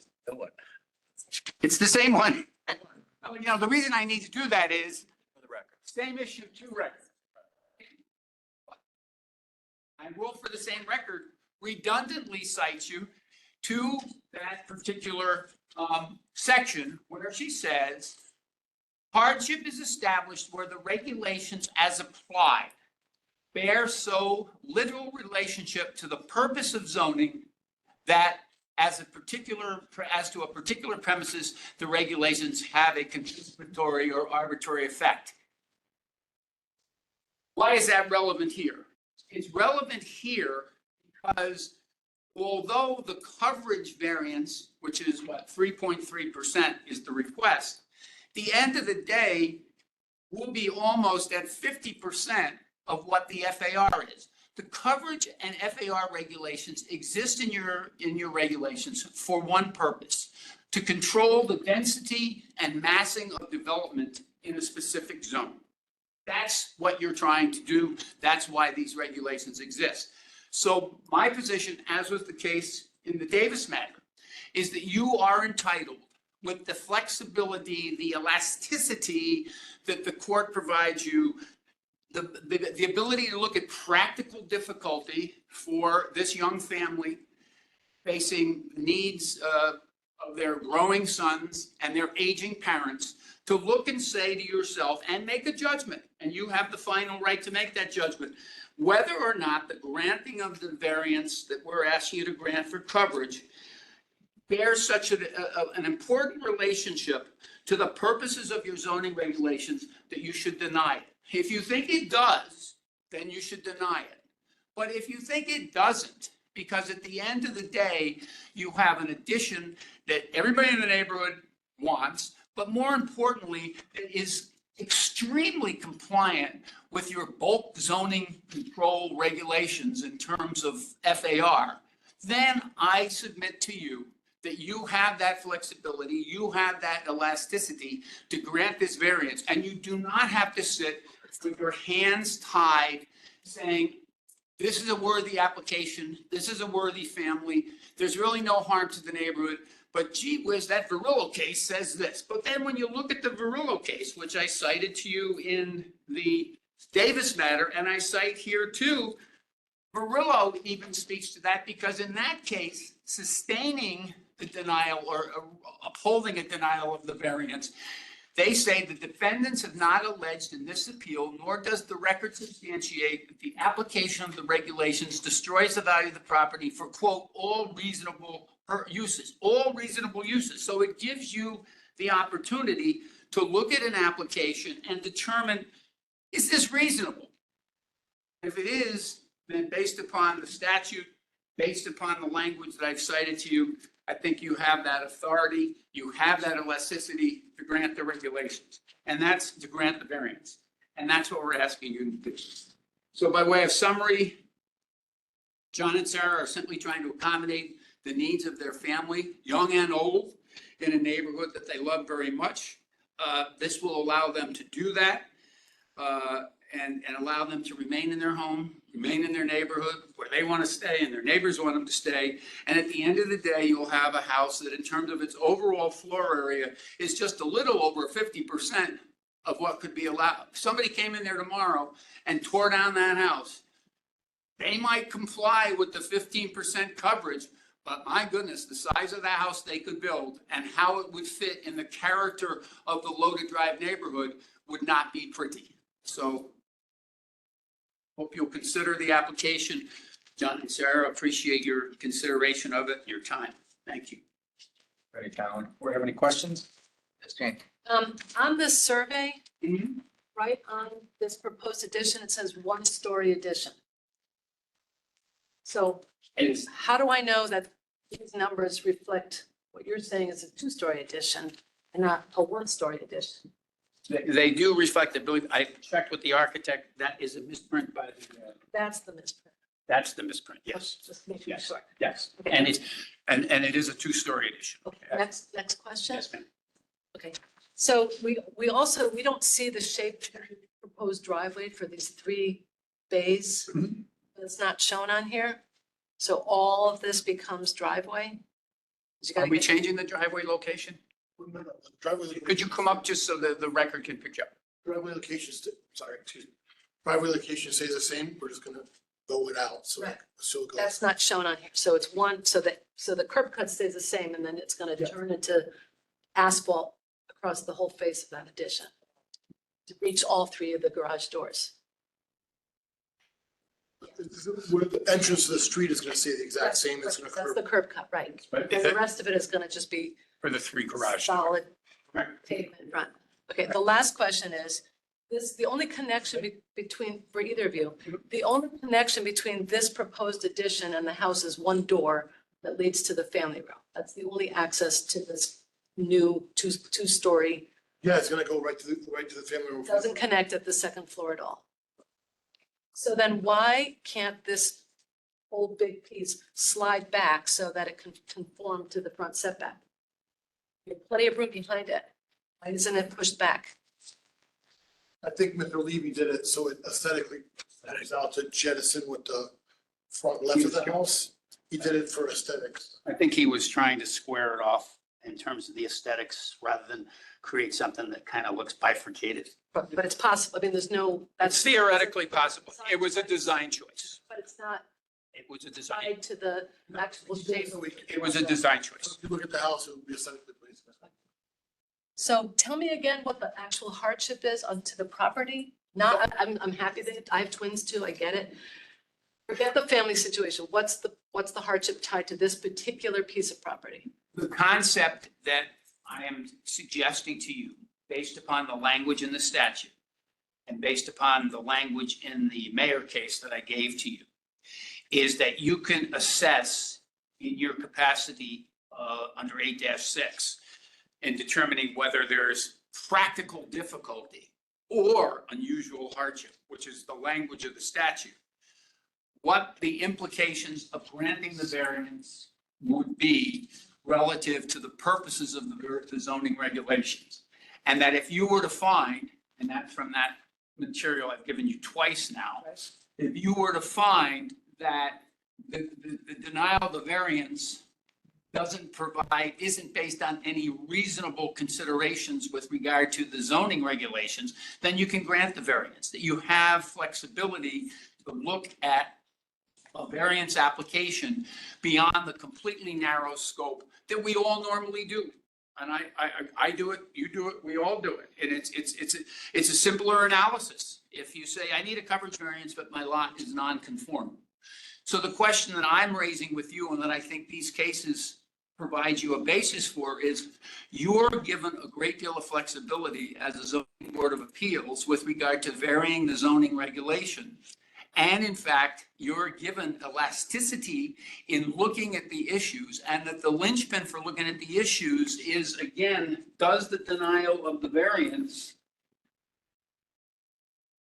become something that should be the case because of the fact that it relates to an important provision of the regulation or the purposes of the zoning regulations. In this case, it doesn't, in my judgment, because of the fact that at the end of the day, the property will be,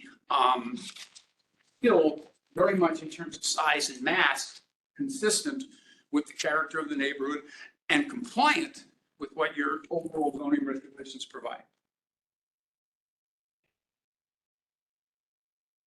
All right, any other questions? Ryan? Having no other questions, is there anyone that wishes to speak in favor of the application?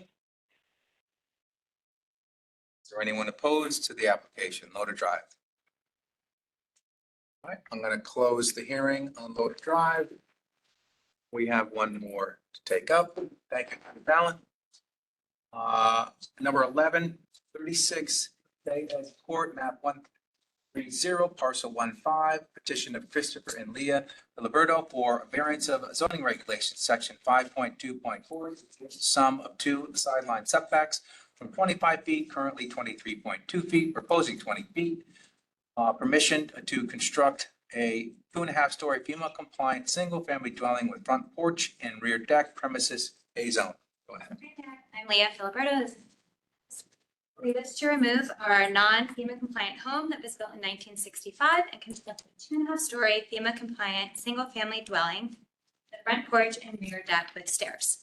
Our home is located in the residential A single-family district along the Ash Creek Inlet that leads to the South Hudson Playground. The lot is pre-existing legal non-conforming. The required lot size and square are 9,375 square feet and 75 feet. Our lot is 8,499 square feet and only has a square of 50. For this reason, we are seeking a variance for only the sum of 2 sideline setbacks for a 2-story dwelling. The setback sum of 2 sidelines is required to be 25 feet. We are seeking to reduce that to 20 feet. For a single-story sum of 2 sideline setbacks are required to be 20 feet. Currently, we have 23.2 feet and would need a setback variance for 2 sidelines, even if we were to put a second floor over the existing footprint. Thank you for your consideration. We do have signatures from our neighbors who are in full support.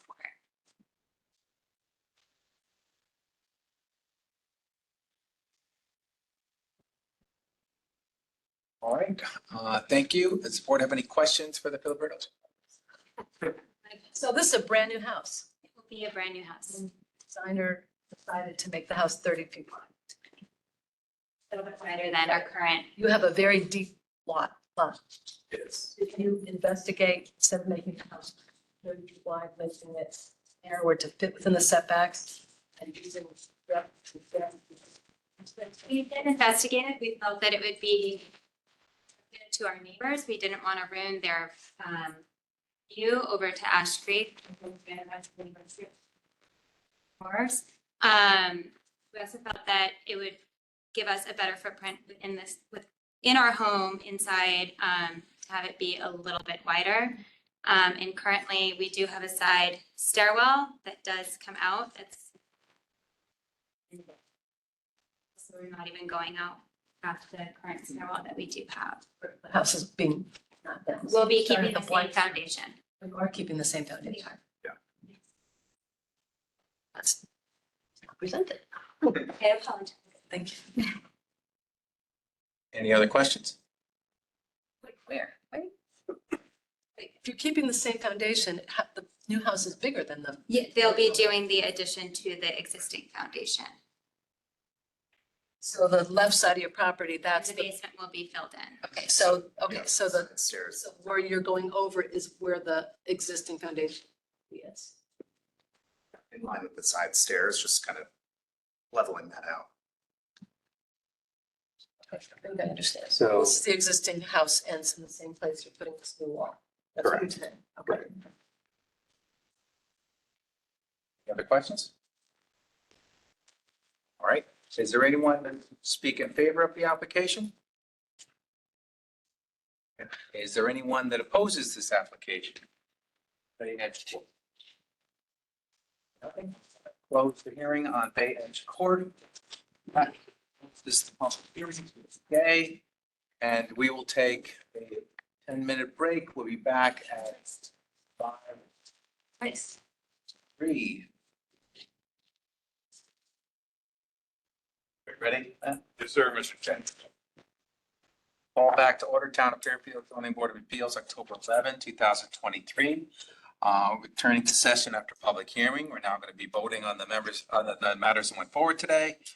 And on our continued docket, number 11, 599 Kings Highway West, that was continued to November. Continued docket 12, 3300 Post Road, continued to November. Continued docket 14, 4185 Black Rock Turnpike, continued to November. Number 9, 38 Lighthouse Point, Attorney Russo presented this. It's to establish a building for a FEMA compliant single-family home. Entertain a motion to approve. So moved. Too late. Jane got it. Second. There, we got that. Connection speed must be down. You need new Wi-Fi. Car en route, Mr. Chairman, so I lose. Discussion. Now, remember, we have the 46 and as well. So, It's a shell game. well, the 28 is being moved over to 46 in front, Goes back. and up. 30 and 38 is being raised up with the garage underneath. Lifted. I can say raised, you can't say raised. I can say being raised up in the air.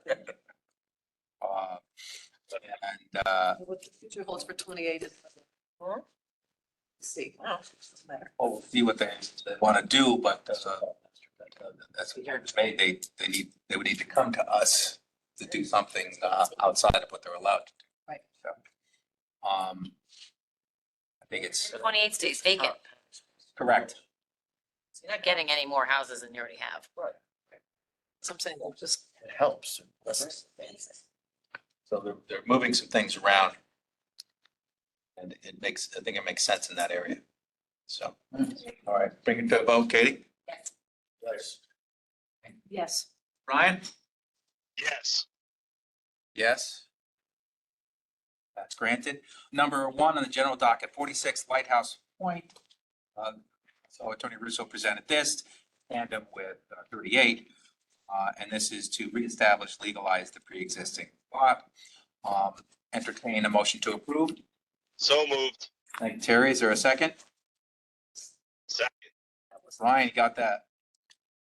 Got a second. All right, discussion?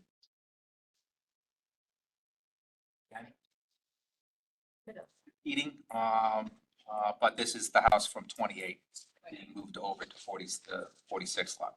All right, bring to a vote. Yes. Yes. Brian? Yes. Yes. That's granted. And number 2, 118 Myron Street. Mr. Fairbanks presented this for the purchases. And this is to FEMA compliant, single family home, rear and front porch. Entertain a motion to approve. So moved. Katie, for a second. Second. Thank you, Jane. Discussion. It's a reduction. Coverage. Not quite, tiny, 4%. Yeah, It's still, it's getting closer to it. we like. I'll bring it to a vote. Katie? Yes. Yes. Brian? Yes. Yes, that's granted. Number 3, 55 Mariners Way. Schweinfurt, they presented their own application, and this is to construct shed to covered rear decks. Entertain a motion to approve. So moved. Is there a second? Thank you, Katie. Discussion? If it was presented in 3 separate or 2 separate applications, it'd be easier to make a decision, but because of where they want to put this shed, I think there's no justification for putting it, it's that far back into that corner. There's plenty of other space on the property. And I haven't really heard a hardship. It's a legitimate hardship. I would say that because I know what they're doing with the rest of that property, I think it serves a purpose to the neighborhood and to the kids that utilize the remainder of that in the neighborhood. And I think the fact that it's I think it's a common sense location for the location of the shed, and I also think it's, if I can pull from other things that we've heard today, that we have the leeway or the flexibility to utilize common sense in the granting of a variance. So that's where I would come down on that. So Brian, what do you say the hardship is? If I'm not mistaken, there was a pre-existing nonconformity with the lot, but I don't remember the exact condition. But again, the position and the existing use of the lot, I think it's a reasonable location. And to tell them that they couldn't put it there, I think would be unreasonable. It would be what? Unreasonable. I think it would be outside the necessity to deny it.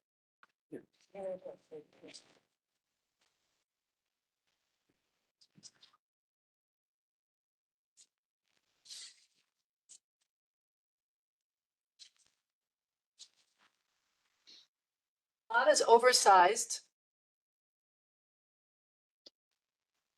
by 200 square feet. 2,000 square feet. Plus.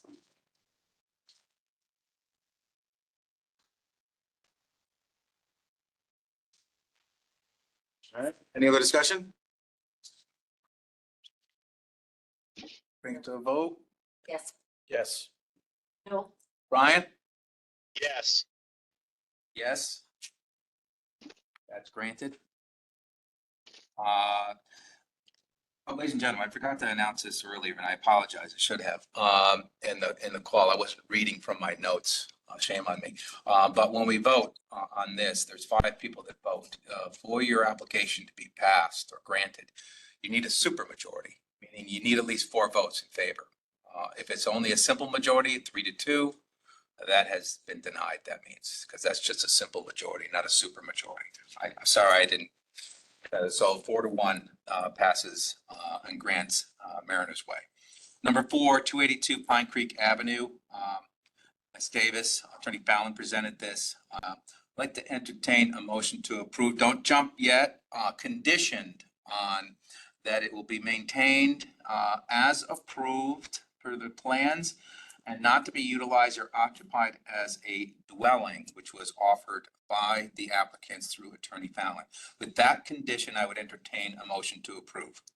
So moved. There you go, Brian. Is there a second? Second. Thanks, Terry. I knew you were itching to jump, so I had to stop you before you said, you moved before I attached the condition, then we would have had to have a motion to amend the motion. So let's have discussion. I think it's a self-imposed hardship. They did a great big house. They used up their 20%. That's all you get. And now they want more. What's the hardship? I mean, is there, It's changed. the road's changed, but is there a hardship? I mean, that's a road that has the, I would say bifurcated, it's split with the right of way, which does impede some of their ability. That makes sense for setbacks, certainly. Yeah. But for coverage, it was their choice. Is that deducted from the total square footage? The right of way? The buildable square footage? I don't think so. Yeah, My road it is, have a Jason. road running through the property. Otherwise, the piece of property is unusable. It's not No, I get it. that lot. It's not a huge structure that they addition onto. So, But you're saying it's not usable? I don't have, what did you say? well, it's usable to sit on, put a table on. It's not usable to Two put a cars on? garage. And every one of those houses down there has had increases in lot coverage and has had garages and increases of their garages and additions. Being on the board so long, I've seen a lot of applications on Pine Creek. It's not precedent, but it's that neighborhood. Very common. It's like Fairfield Beach Road. Yep. Bring it to a vote. Yes. Yes. Okay. I'm a no. Brian? Yes. Yes. That's granted. Number 5, 475 Lockwood. Sean presented her own application. It's to construct a rear deck. Entertain a motion to approve. Approve. Katie, is there a second? Second. Terry. All right, discussion.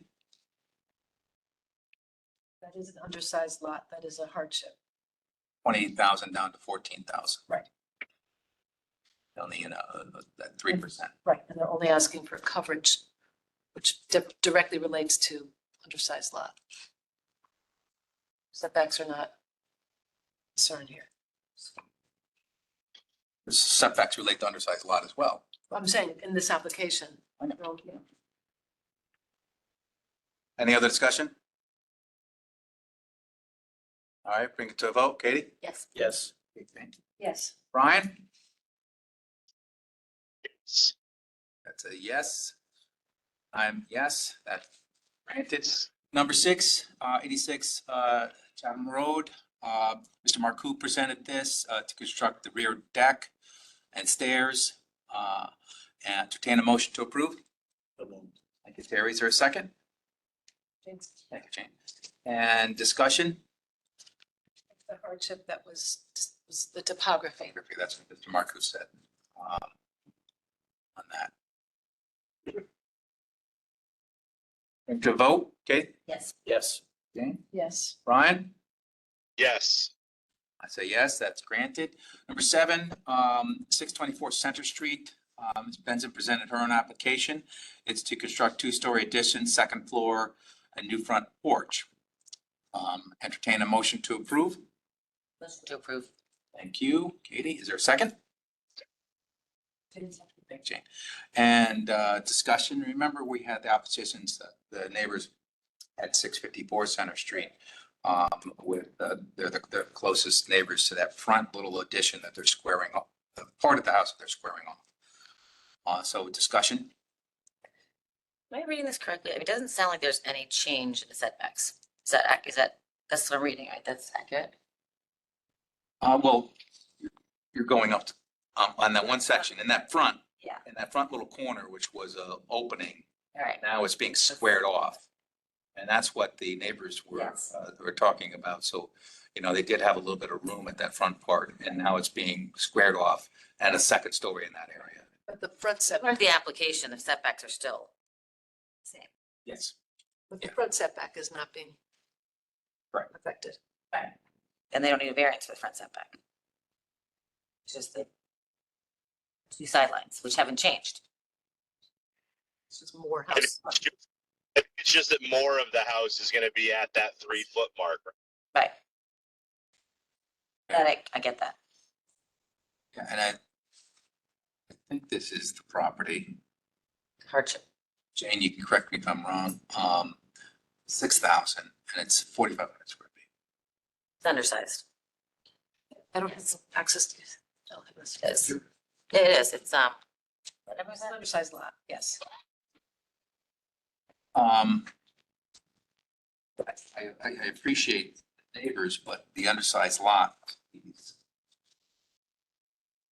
coverage and flooring are not outrageous. We asked, this, historic district. This is not, Is it? Okay. no. No, just two family home on one side of it and two family home back there.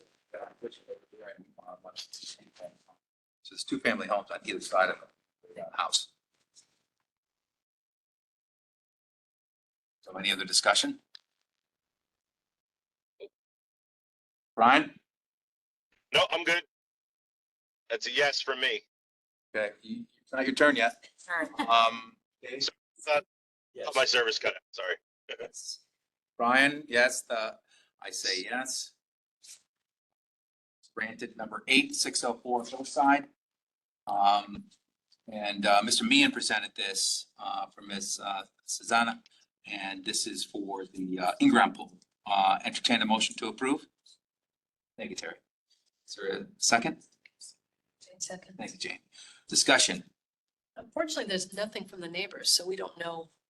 They all have to get notified, right? They don't know. Yeah, they're all- So nobody came up and It's on the corner of Powers Hill. There's not too many close neighbors that are gonna be, and this is, you know, obviously, you look at it, 2 acres down, required, it's down to 0.73. And it's obviously, that it's, when you look at it, it's the smallest lot. and it's Everything. it's a pool. It's from. Didn't max it out. The only thing would be where the fence is, but. They need that. They need the setback. I think it's reasonable. Yes. Yes. Yes. Brian? Yes. That's granted. Number 9, this is 33 Fontaine Road. Ms. Lana and Ms. Rodashu Pinto presented as well. And this is to second floor addition, the garage for an accessory apartment. Entertain a motion to approve. Motion to approve. Second. Second. Thank you, Jane. And we heard opposition as well from Mr. Sherman on behalf of his daughter who couldn't be here for his next door neighbor just to the left of the house. Discussion? I didn't hear them mention, I didn't hear any hardship. It's just something that they want. I didn't hear a hardship at all. And I think it's the fact that it's only 2.3 feet from the back property line is kind of dangerous situation. It's less than a interior corridor can be in a side. And that's, although I'm very much in favor of accessory apartments, it's the best. Well, part of it, and I don't know if she mentioned it, but I know because I wrote it down for some reason. It's undersized lot, 6,000 down to 5,500. Right. And that's where the garage is. Not gonna necessarily. And the stair on the back. Side is where the stair, they opted to put the stair on the back to make it much closer to the rear. I think they put the stair on the back so as not to interfere with neighbors to one side, so they wouldn't have people walking up and down on that that one side. Point of view is that it's too close to the back lot. I think it creates a hazardous situation. We're not deciding hazardous situations. Well, okay, but I know, I think it's too close. I think it's too close, All right. design wise, zoning wise. Zoning wise, yes, that's where we can. All right, any other discussion? All right, bring it to a vote. Katie? Yes. Yes. Okay. Ryan? Yes. I say yes. That's granted. Number 10, 184 Loaded Drive. Let's try this. That's Theritis? So three is, yes. Sorry. She's really, really good, actually. I tried. Presented by Attorney Fallon. And Irish, I can't pronounce anything other than having an O in front of it or a Mac or something like that. So this is to construct two-story addition. Entertain a motion to approve. Gary, is there a second? So moved. Thank you. All right, discussion. We have the lot coverage. We have the setback. Setback. Doesn't have the setback, you can just push that whole thing back. You don't have to have the garage that far forward. You could conform exactly the same amount of space, just push it back. It might look like a big flat. Just a big. No, put it beyond that. That's, no, put it beyond that. I mean, it's a design thing. So I think it's needed to have that. And, you know, it's gonna be all paved in front of it, right against the street. It'll be right against the street. Because you need 20 feet in front of each garage door for a car. So it's just gonna make the turnaround just that much bigger, all pavement.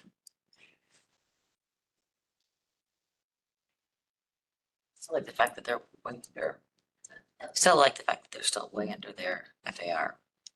They could certainly be building something a lot bigger. But they're not. Yeah, but moving the garage that far back, I don't think it makes sense with the rest of the house right there. If there's only one connecting door between. Because I think design wise, it doesn't make sense. You like all the pavement right up to this? The pavement is gonna be up towards the street, or the pavement's gonna be back towards the middle of their yard. They're gonna have the same amount of pavement. Actually, you move it back, you have more pavement. We got more driveway. Now we have more impervious surface. Right. Than if it's where it is, where they want to propose it. There's a better way to design it. Yes, but the shape of the lot, that's what we look at, shape, topography, size. They took a big bite out of the corner of the lot. There's lots of space in the back. Any other discussion? Elasticity. We'll go back and forth. People gotta eat dinner. Any other discussion? All right, bring it to a vote. Katie? Yes. No. Ryan? Yes. Yes, that's granted. Number 11, 36 Bay Edge Court. Liberto's FEMA compliant home near Ash Creek area. Entertain a motion to approve. So to approve. Second? Second. All right, discussion? Learning that it's sitting on top of the existing foundation on that side made a difference. Good question you asked then, because you found out. I ask all the questions here. Yeah, and again, this also is a undersized lot too. And there is something when they were out on that, almost on the point of that Ash Creek there, moving it and making it narrow.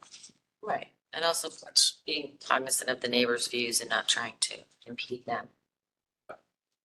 We keep one side bumping out a little bit on the other, so. Brian, anything to say? Not a thing, sir. All right, Katie? Yes. Yes. Yes. Brian? Yes. Yes, that's granted. We're gonna close the hearing. Thank you. Everyone up for Thank you, everybody. election. Good luck.